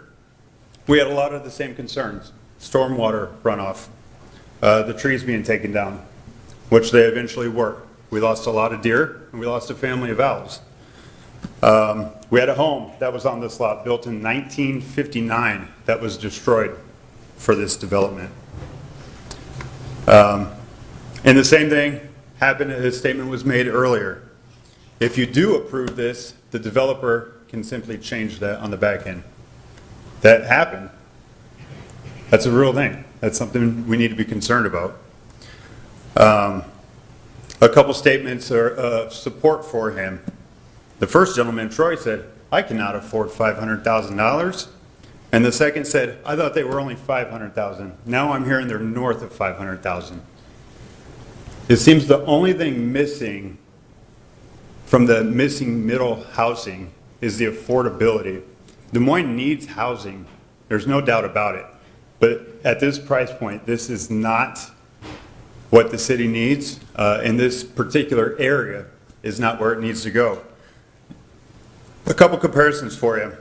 When we talk about the missing middle and these row home developments, the Pinnacle on Fleur, 2,100 square feet per unit, $540,000, so very comparable.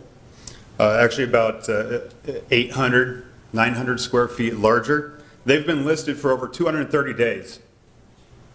They're not selling. And this is after a $75,000 price decrease. The brick tops on Thomas Beck, 1,600 square feet, $475,000. Those have been listed for over 100 days. They're not selling. The Elevate townhomes, 1,500 square feet, $449,000 after $11,000 discount. Some of those have been listed for 694 days. 6501 Hickman, 24 units. 100% of those units were sold to a rental agency. Those units are now being rented out. And let me tell you, the last two developments I mentioned, Elevate Townhomes, 694 days not being sold, 24 units being sold to a rental agency, are this developer's properties. So I've been born and raised in Des Moines my entire life. And I follow what's going on in my community. And it's obvious to me that this developer does not care about making the community better, but only making his wallet fatter. Thank you. Thank you. Please don't forget to sign in. Is there anyone else who would like to speak in opposition to the project? Please come up to the podium, state your name and address, and you have up to 5 minutes.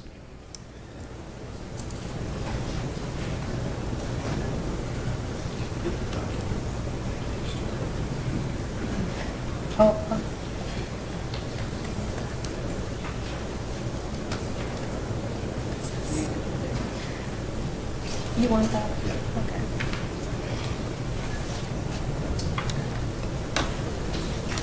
Ladies and gentlemen of the board, good evening. My name is Channing Swanson, 304 52nd Street. I would like your permission to exceed 5 minutes, and if that's not acceptable, I have 5 people lined up behind me that'll just read from my notes, or I can just continue it to be more efficient. It's really We'll have up the to you. people behind you speak, just Okay. for the fair sake. We can do that. Making sure everybody has the same amount of time. I'm a little confused because I was provided on Friday by the developer, and I believe they were uploaded to the packet, a much different site plan than what's presented tonight. So a lot of my comments and a lot of the comments you hear tonight are based off a site plan that we were provided on Friday, but it now is different on Monday, or Tuesday, Wednesday, Thursday, whatever the day this is. I think I have a lot of comments, but one overarching observation in listening to everything tonight is that we don't need to do this rezoning. Why would we need to redo this zoning? It seems like we're cheating the city out of additional housing units by actually building it here, because we're only building 9 instead of the 15 that Mr. Sarin wants to build. And we're also denying him his ability to make money because we're limiting what he can do. So I'm not actually sure why the rezoning is actually necessary. But that said, I think what in Westwood neighborhood has asked me to speak and summarize some points. Chief among this is not about development. It's about adhering to zoning plans, keeping our strong neighborhoods strong, and helping our developing neighborhoods. It's not a NIMBY issue or a Waterbury-Westwood issue. This is an issue for every neighborhood in the city of Des Moines. Action here tonight gives a license to any developer to go into any neighborhood in Des Moines, combine 2 or more properties into a half-acre minimum parcel, and build housing. Instead of directing housing where it is needed and can do great benefit around the city would give license to put housing simply where it's most profitable. And that's called spot zoning, and that's really what we're debating here tonight. Spot zoning makes unjustified exceptions for a parcel or parcels within a district. Spot zoning provides unjustified special treatment that benefits a particular owner while undermining the pre-existing rights and uses of adjacent property owners, of a general land use plan, or of public goals. Spot zoning is what has the capacity to eat away at our strongest neighborhoods for the profit of a few without providing an offsetting significant public benefit. While any code or ordinance should be a living document, there are no fewer than 3 significant documents that maintain the land use of Waterbury Westwood as single family. The first one is the 2007 Waterbury Strategic Plan, which was adopted by the city in 2007 with no added multifamily development in the neighborhood. The only such identified multifamily is along Ingersoll Corridor from Polk to 56th. That strategic plan also outlined the top 2 goals for the neighborhood, which is the preservation of older period homes that give Waterbury its character and the preservation of the mature tree canopy that also gives Waterbury its character. The second plan is the 2016 Plan DSM, creating our tomorrow comprehensive land use plan. It adopted the 2007 land use goals of Waterbury, and we skipped over goal number 1 actually in the presentation earlier, which is to adopt a new rebuilt zoning ordinance. We did that. But under goal number 1 is LU3, quote, ensure new zoning and land use regulations promote development and redevelopment that is compatible with the neighborhood character and reduces negative impacts between incompatible uses. The third document is, in fact, the 2020 zoning ordinance. And this was a new ordinance that came out of the Plan DSM goals and a complete overhaul of what we had previously. It defines multifamily only along the south edge of Ingersoll from Polk to 56th. This work received multiple professional recognitions, including nationally. In many ways, the question before the board tonight has already been answered through the work of city staff, council, and neighborhood stakeholders. The answer has been arrived at over literally years of debate, workshops, meetings, input sessions, drafts, and revisions. It has been codified in these documents I mentioned as the best path forward for the citizens of Des Moines. To violate them says the city doesn't stand behind what it produces. It says that anything can be changed and the rules really are not the rules. This is the opposite of trusting the process. Mike Ludwig is a good friend of mine. I know he's the deputy director and you all know him. And he was quoted in a 2019 article that says, contrary to articles about the plan, meaning the zoning ordinance, the idea is to streamline construction, create a more sustainable city, and allow for more missing middle affordable housing. First one, got it, done. Second one, more sustainable city. Des Moines prides itself on its initiatives. The proposed development destroys a forest ecosystem of, anybody want to read? Anybody want to come up and read? Thank you. Please sign in. Please state your name and address. You have up to 5 minutes, and you can sign in afterwards. Good evening. My name is Lori Hawkinson. I'm at 317 58th Street. Streamline construction, okay. Basis on design type of information. Create a sustainable city. It fails on multiple, It fails on multiple counts.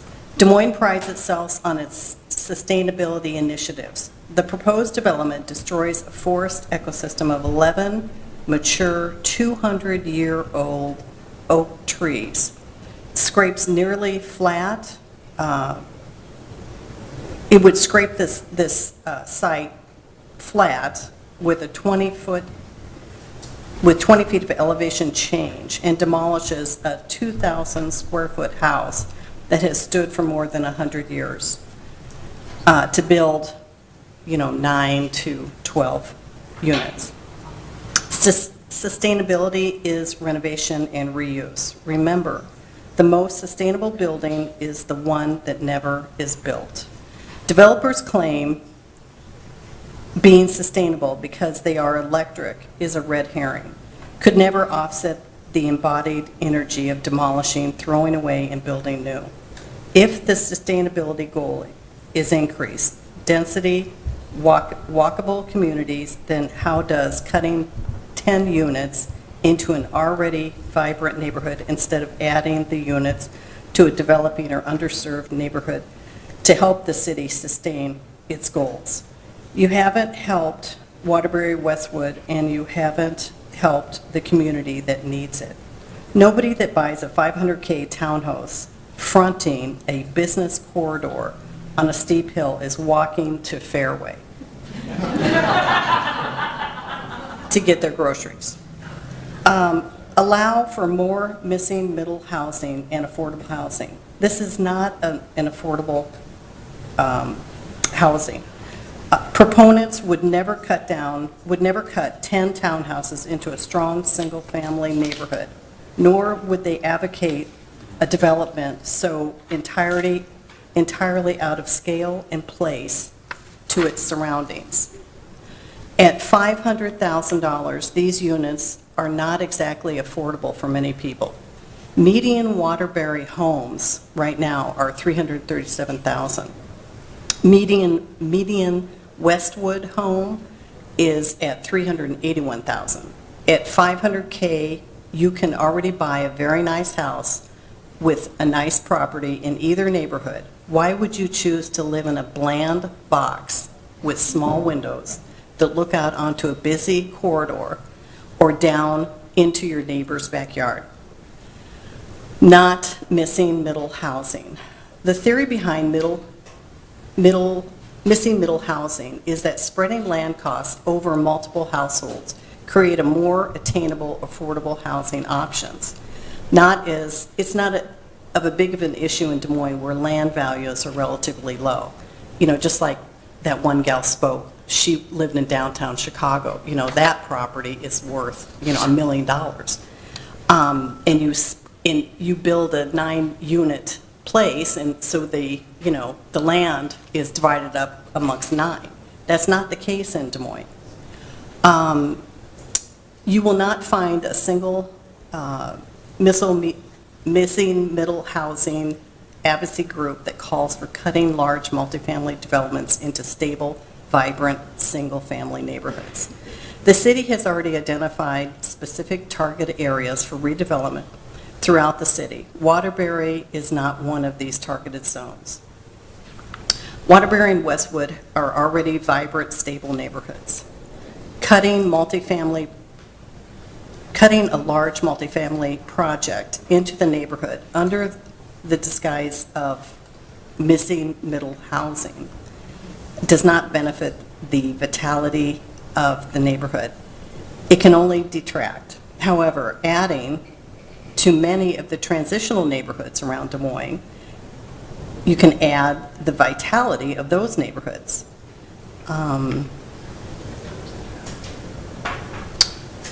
Let's see. Staff report conclusions. The applicant is proposing to rezone the parcel to an NX2 district. The zoning ordinance describes this district as intended for a mix of single household houses with appropriately. Thank you. Please sign in. Is there anyone else who would like to speak? Please come up to the podium, state your name and address. You have up to 5 minutes. Hi, my name is Michelle Swanson. I live at 304 52nd Street in Des Moines. Low-medium density residential use is appropriate in this location as the proposed development is along a busy transportation corridor that connects to the downtown and close to other non-residential amenities. No traffic study was done, but the corridor was deemed to not be busy enough to merit a study. The corridor passes through an established neighborhood. In fact, the neighborhood predates Grand Avenue being considered a corridor. Non-residential amenities. So this idea is to try to make a walkable neighborhood along busy transportation corridor.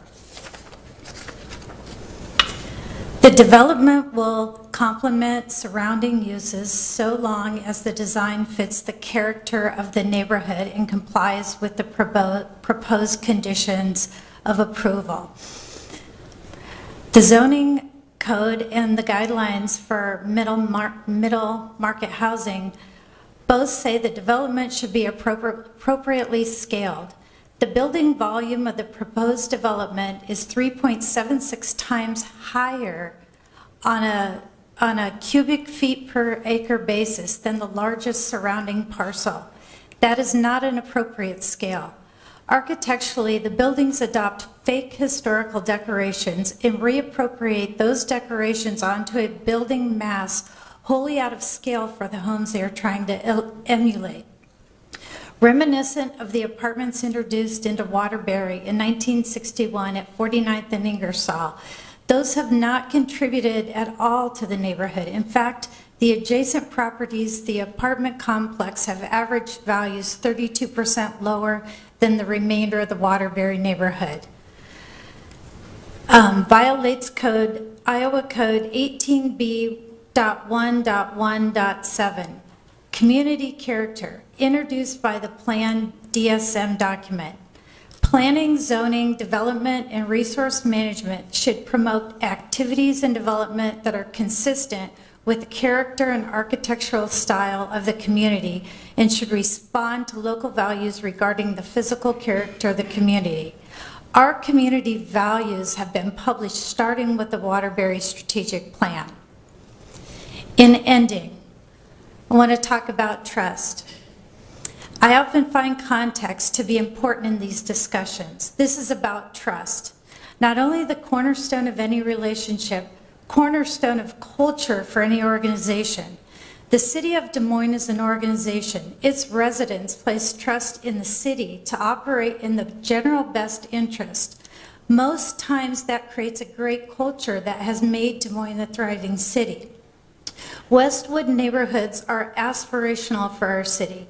Their residents trust the city to protect the energy and investment they put into the properties and neighborhoods to make them some of the best in Des Moines for over 100 years now.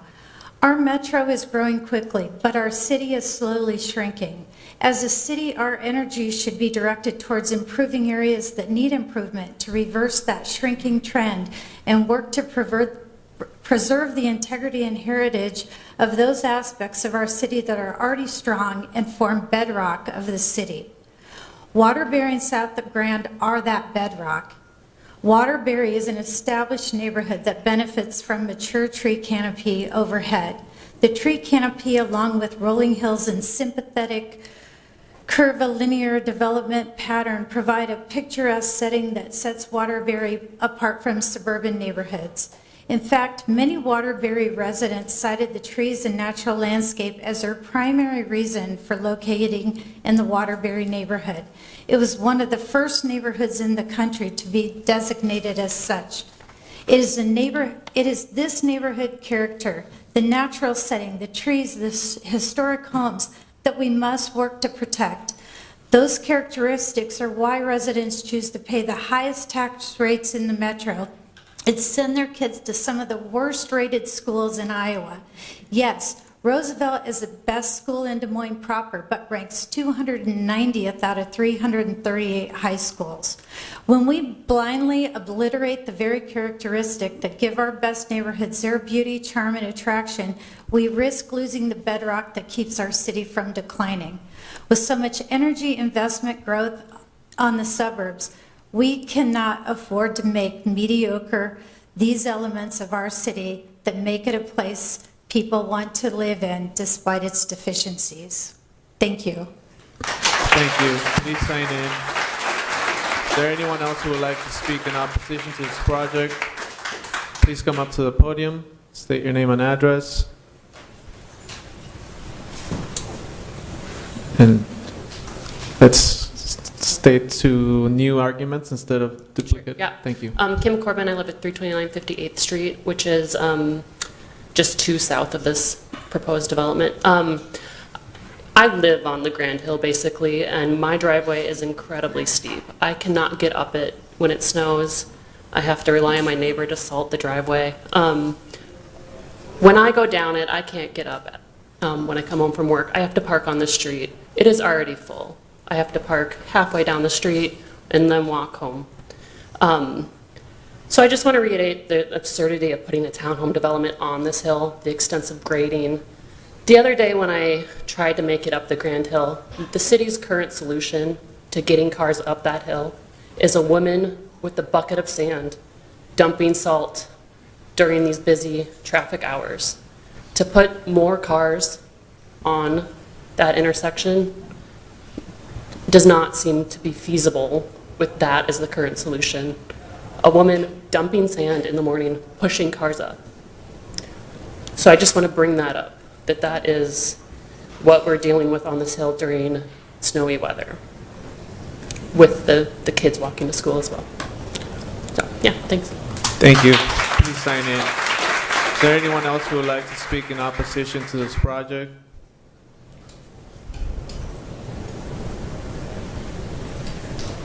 Anyone else?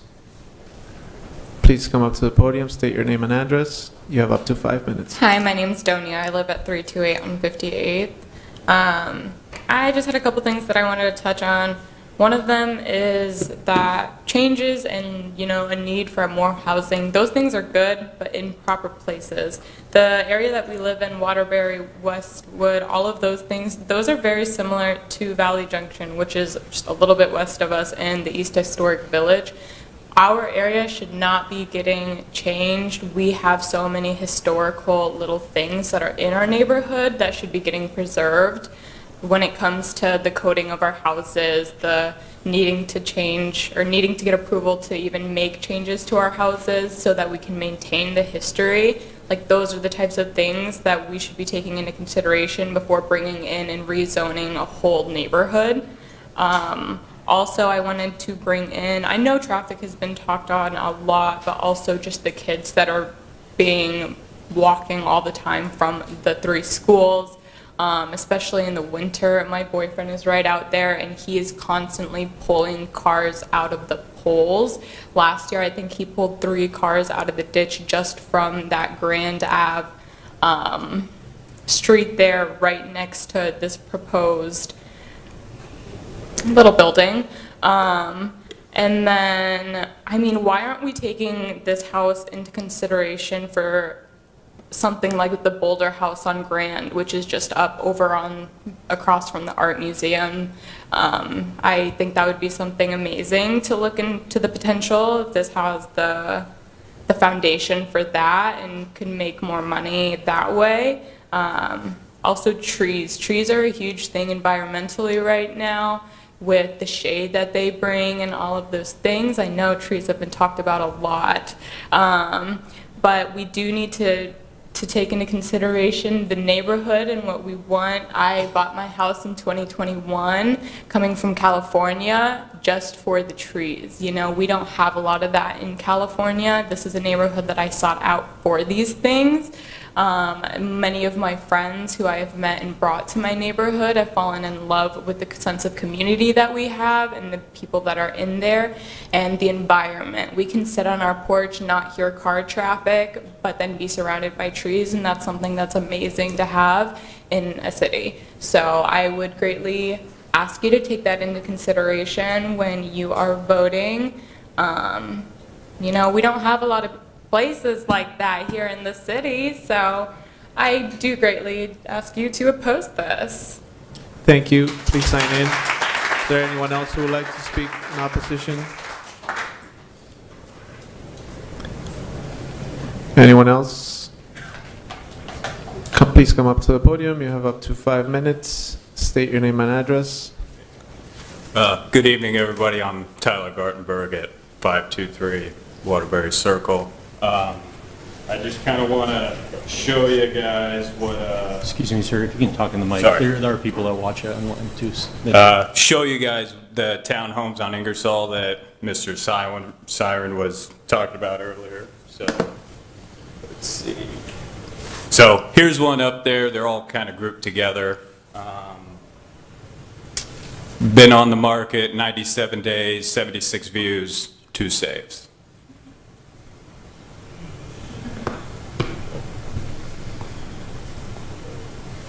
$73 days on the market, 141 views, 1 save. Got one more here. Where it is.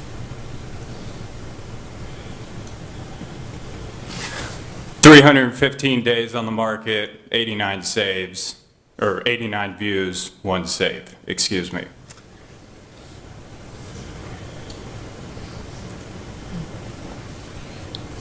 We'll go back.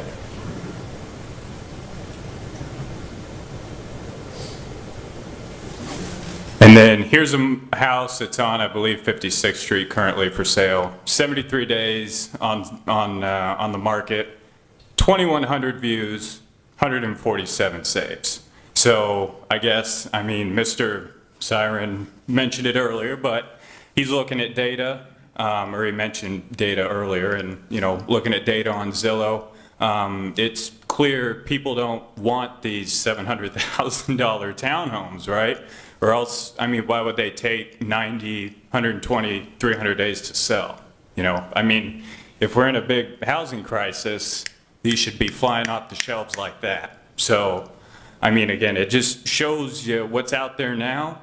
People don't want that, what's out there now. So I guess I'm not really sure why we're even considering building something similar when we can't even, you know, when we can't even sell what's out there now. So, doesn't really make a whole lot of sense to me, but those are my 2 cents, and thank you.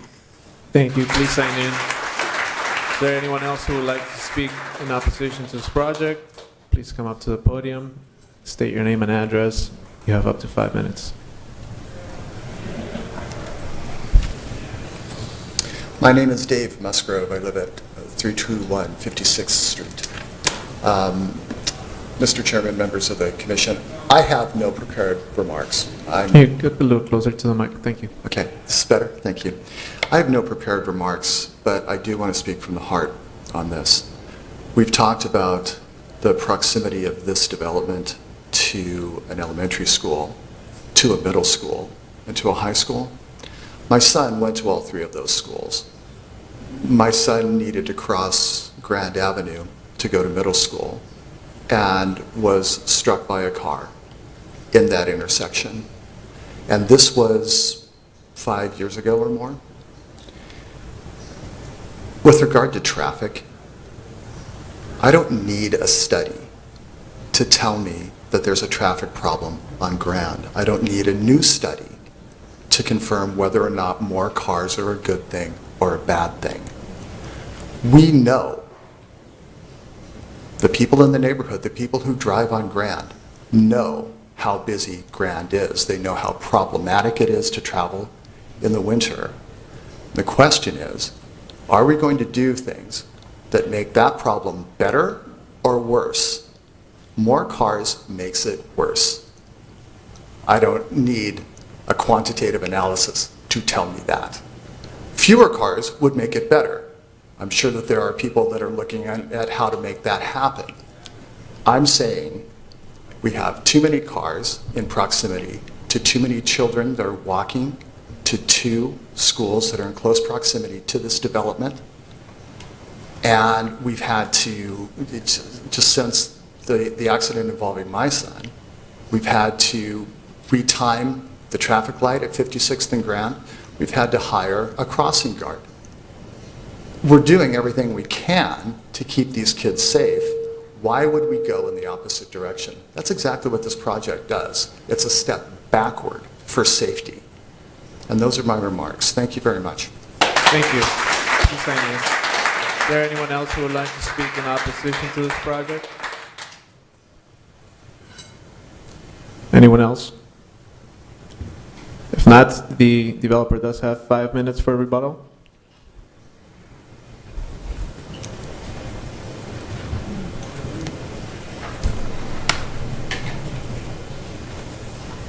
I don't want to take much more of your time. I just wanted to make 2 comments.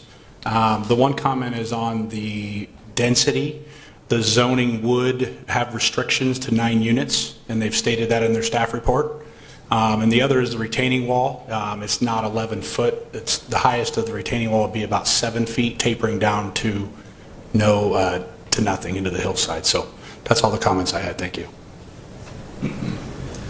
With that, we'll go ahead and close the public hearing and let the commission deliberate.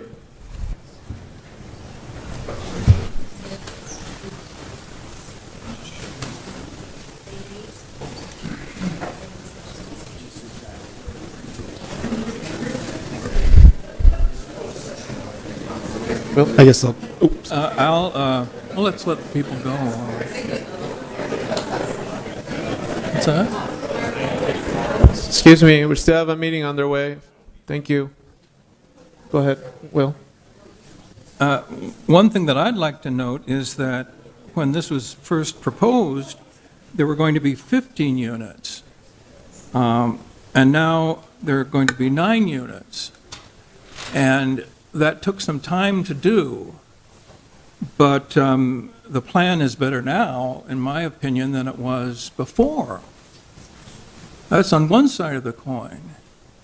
The other side of the coin is that we've heard a lot about the site, but we really haven't heard, at least I haven't heard, much about the specifics of the site.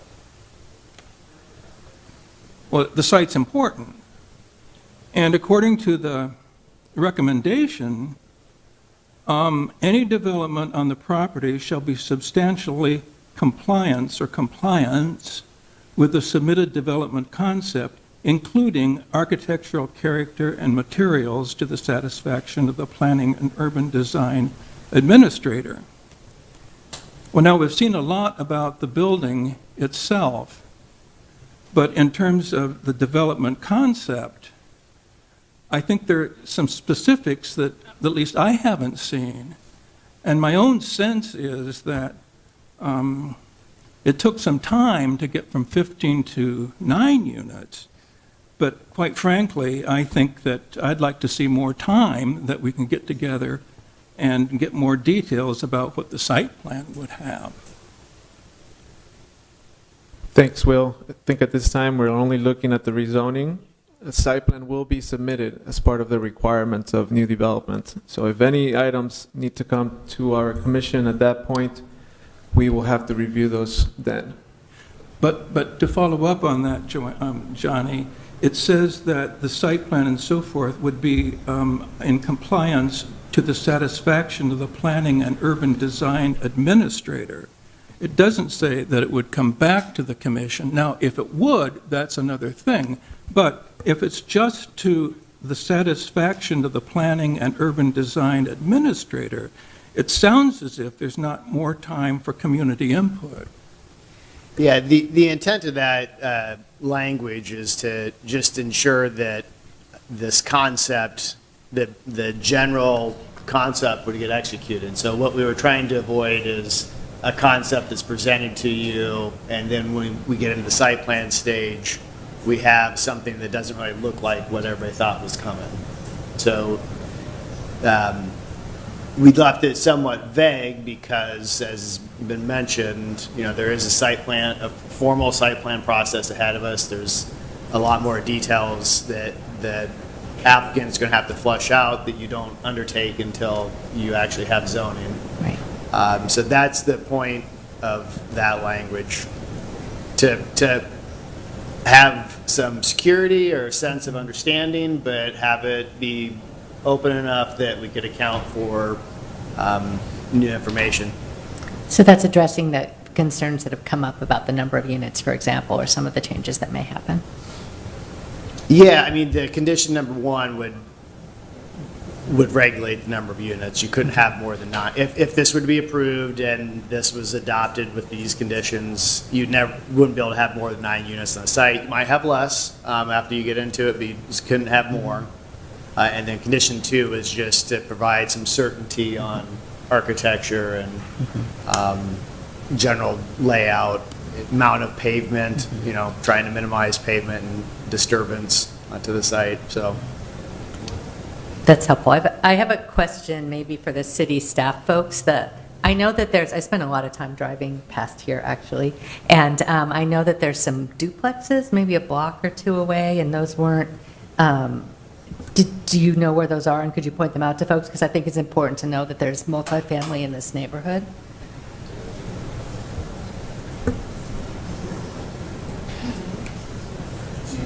They're like maybe 2 blocks away, right, from the site?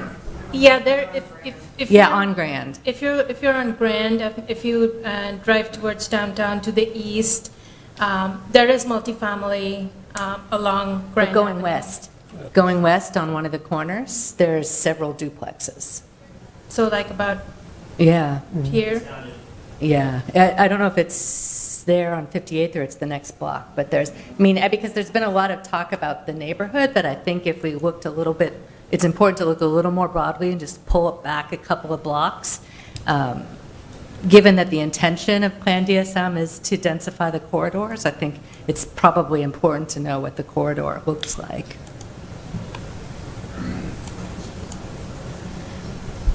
Yeah, I think it's important to note that there are duplexes, fourplexes, even multiple households in the neighborhood. Some of those might be legal non-conforming uses that have been grandfathered in, but they do exist. If you look at the zoning in general, it's primarily single family, but there could be legal non-conforming duplexes in the area. Yeah, this is, I mean, that's probably helpful information just to have in general, what a couple of blocks along the corridor look like when we're considering a corridor. I'm going to throw this out here. This reminds me a lot of a situation where in Riverbend, where they had asked us to rezone one parcel, and we denied it. And so I'm just going to let you guys know that I'm going to deny staff. Any other comments?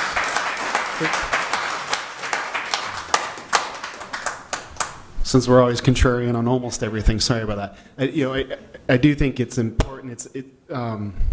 I think it's the beauty of local government as a representative, and I'm relatively convinced, it's probably best we approach local government with acceptance that no one arrives here with ill intent, which is something from the comments. I don't think there's any ill intent by anyone here. I think the challenge is, even if we have different opinions regarding our visions of progress, it doesn't mean we don't have ill intent.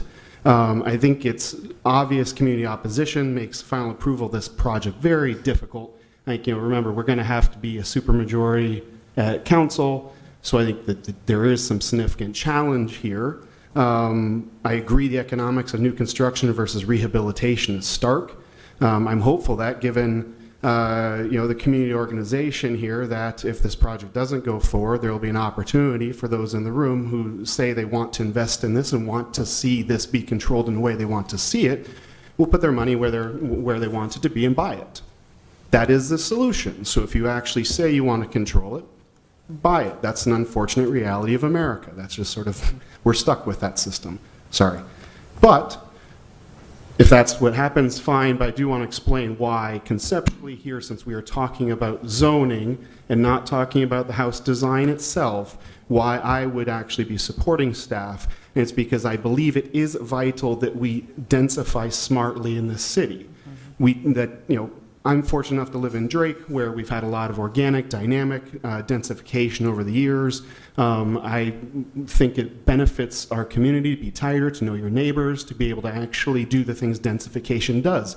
It empowers public transit innovation and expansion. It increases the efficiency with which we can deliver services. It increases street parking that slows down and makes our roads safer. It increases the opportunity for economic sustainability of locally owned services and allows us to grow stronger communities where we can actually know our neighbors. Row houses typically make housing more economically accessible, though I agree that, construction costs nowadays are pretty eye-popping, and it's nearly always able to improve energy efficiency. It does all those things by densifying the city. I don't think we should be opposing densification. Our city needs to continue to adapt for a changing future, even if that adaptation wasn't anticipated or planned 400 years ago. Times will keep changing. I think we're fortunate we're provided the opportunity, as we are here, to collaborate on thoughtful densification. This collaboration, I think, to Will's point, in some ways, has already led, almost ironically, to a plan that looks a lot like the local gem on 6289 49th Street, which we talked about 2 sessions ago, I believe. It's a property that is way more dense than I didn't even know there was that many units in there. I mean, that's impressive that it was done well. I think we can do high density well. And so I think an improvement for me, I think it would be great if the sustainability staff had if we can put on a requirement that allows for replanting of trees throughout the city equal to the carbon sequestration value or the tree canopy benefit. I know that's probably a little far afield now, but hopefully for a future item. I think there's ways to do this well. I think policy-wise, we have a great opportunity to densify smartly and well. I'm glad we've had the opportunity to collaborate here. And, I'll be voting in support of staff on this item because this change empowers the highest and best use of the ground and conforms to long-term strategy being pursued by our city. And even with the hard road ahead, if it does have the chance to go through, it seems like we have the right intent at heart with making sure this thing does fit in what is currently there and balancing those needs that our community is going to, already has and will continue to need. Thank you. Chris? I would say the first thing that came to mind when I started hearing this was the River Bend as well, Carolyn, where we stuck with that remaining a single-family home.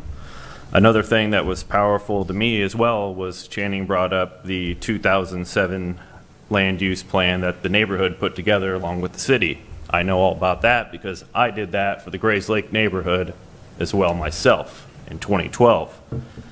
And it said specifically in there to remain single-family homes and to protect tree canopy throughout the neighborhood to keep the quality there. We got to start listening to neighbors as well as bureaucrats, as the city. We've all got to work together. So I really think we need to hear the voices of these people here tonight. So I hope everybody here on this commission takes it to heart. I know density is important. I'm not sure that this is middle housing. This is affluent housing. This is not going to be people from the neighborhood. I understand business. I'm in it myself, but I'm just not sure it's the right thing for this. Thank you. Thank you. Anyone else would like to say? I want to also speak in support of the staff recommendation, and I want to go back again to the Plan DSM intent and the justifications for downzoning in the neighborhoods was to upzone on transit corridors, right? We need housing, all housing, any kind of housing. And I become uncomfortable with conversations that say, not in our neighborhood, let's put it over there, and assumptions about people who will be living. I mean, there's a lot of very important design questions, and I believe that our staff are good at that and that the recommendations will result in buildings that look and fit well in the neighborhood. I understand that change is hard, but we simply need housing. And honestly, these delays add to the expense of developments like this. And so and I think it's very different than the Riverbend, even though I wasn't here then. The Riverbend, this is on a major corridor. And again, where do we want to see these types of developments happen? I think they are indeed on transit corridors like Grand. Thank you. Thank you. I would like to also speak in support of staff. I won't reiterate Jane and Chris's points, but I agree with the points you've made. I do want to speak to the neighborhood. I think you all made a lot of good, passionate points. One of the things I heard very strongly is the environmental concerns that you all seem to share pretty broadly. And that's part of the reason I'm actually supporting staff, because when we look at sustainability in particular, at a bigger, broader macro scale, these types of denser developments offer that opportunity to preserve more resources, to be more efficient with our land. I also think that trees were spoke of a lot. There's nothing stopping someone with the current zoning from building a large mansion with a pool in the backyard that takes down all of these trees today. So I don't think the tree issue is a zoning issue. I think it's a separate issue.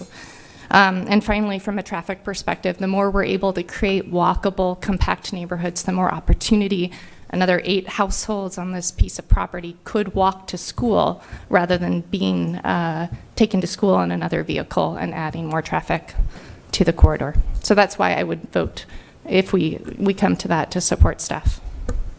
Thank you. Well, as a Beaverdale resident, I want to give my input. When I initially looked at this application, I thought, and I've been very supportive of housing across the spectrum here in Des Moines. I think it's a major issue that needs to be addressed with solutions. However, after seeing and listening to these residents of the community, I'm in favor and supporting Rick and Carolyn in voting against this. Thank you. Anyone else would like to provide some thoughts? It's a struggle for me. The irony is the neighborhood just west of here, I think the west side of 58th Street, down to either or, that to me is post-war middle housing. The house types, the lot sizes, affordable. My struggle with this is the proportion and the location of the property. It's super difficult for me to think about it as doing dense housing on this proportion of a property. So I don't know how I'm going to vote yet. So that's my struggle, quite honestly, is I also struggle with, across Grand, and this is not germane to this issue, but, there's a multi-million-dollar home on the other side of Grand, but it's pushed way to the back of the lot. And I don't think it reinforces the neighborhood, in my opinion.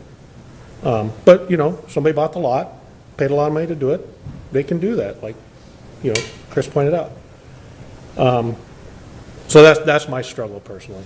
So just for my 2 cents worth. Thanks, Todd. I think I'm right there with Todd. I've been really struggling with this. And I see both sides of the argument very clearly.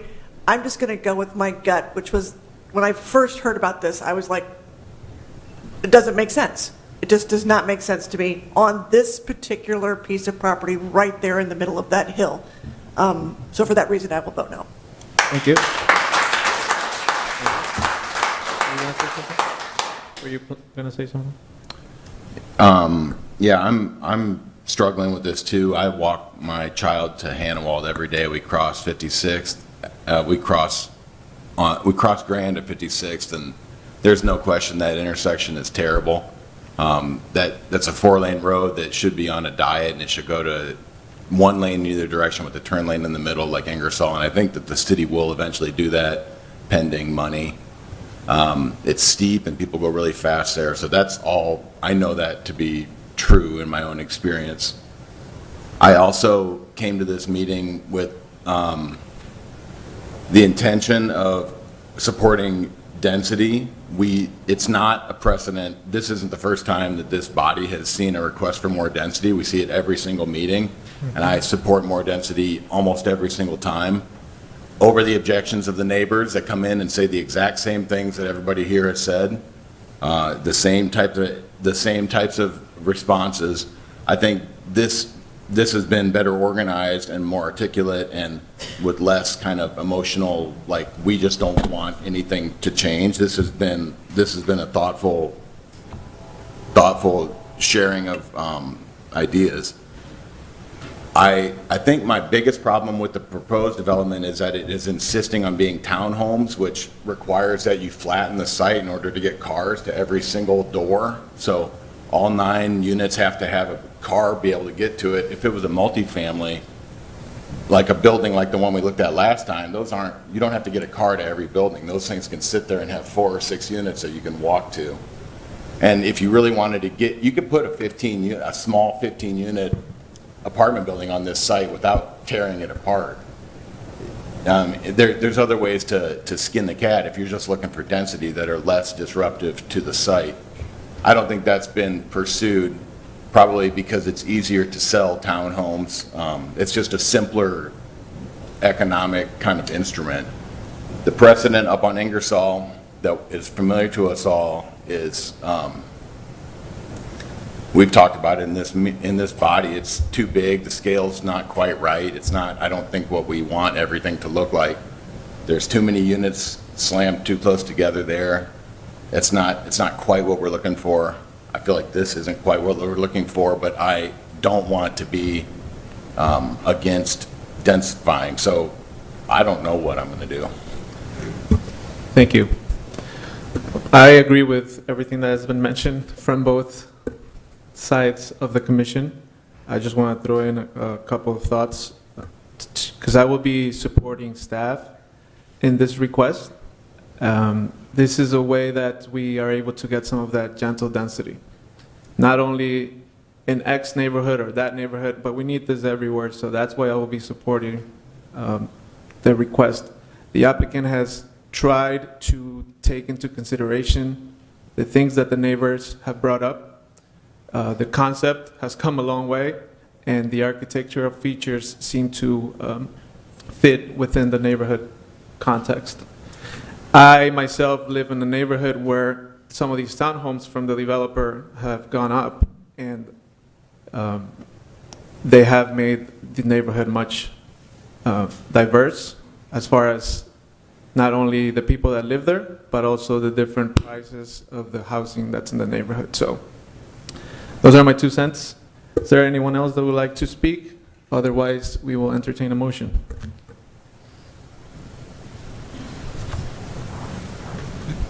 Move staff then. I have a motion on the floor, unless there's additional comments. Motion is to move staff recommendation. All those in favor, please raise your right hand.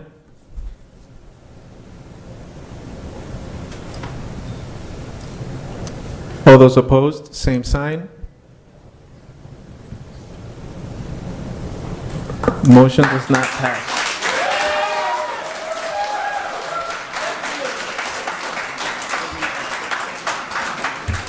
We will need a motion that will Well, first pass. off, do you have at least the 5? We need 5 of the 8 names. Which of the names? You have, but you have the names for the minutes? You do? Okay. Then yeah, we'll need another motion. We have a failed motion, so we will need a motion that passes. I don't remember how we word it. I always word it wrong because I don't. think in this case, we need to try to see if you can pass a motion of the opposite. So the counter motion would be just a recommendation of denial of the request. Correct. That's what we need. We need just a recommendation of, or denial of the recommendation. Of the request. Correct, of the request. Jason, I've got a question. If this is denied, does the applicant have the opportunity to come back with another option, let's say? Yeah, I mean, absolutely. But, I mean, the next step in the process is to go to city council because we're forming a We're recommendation. recommending that. But should the rezoning fail, ultimately, there's always opportunity to submit a new application for something else to come back through the process, whether it's, this developer in the future. Emily? So I can move that, I'll move denial of the request, this item. Thank you. We have a motion on the floor to move denial of the request. All those in favor of the motion, please raise your right hand. All opposed, same sign. Motion passes. Yeah, 5. Thanks. That's all right. Yes. Yep. With that, do we have any committee directors' reports tonight? No, thank you. Thank you. I will entertain a motion to adjourn. So moved. Thank you. Meeting adjourned.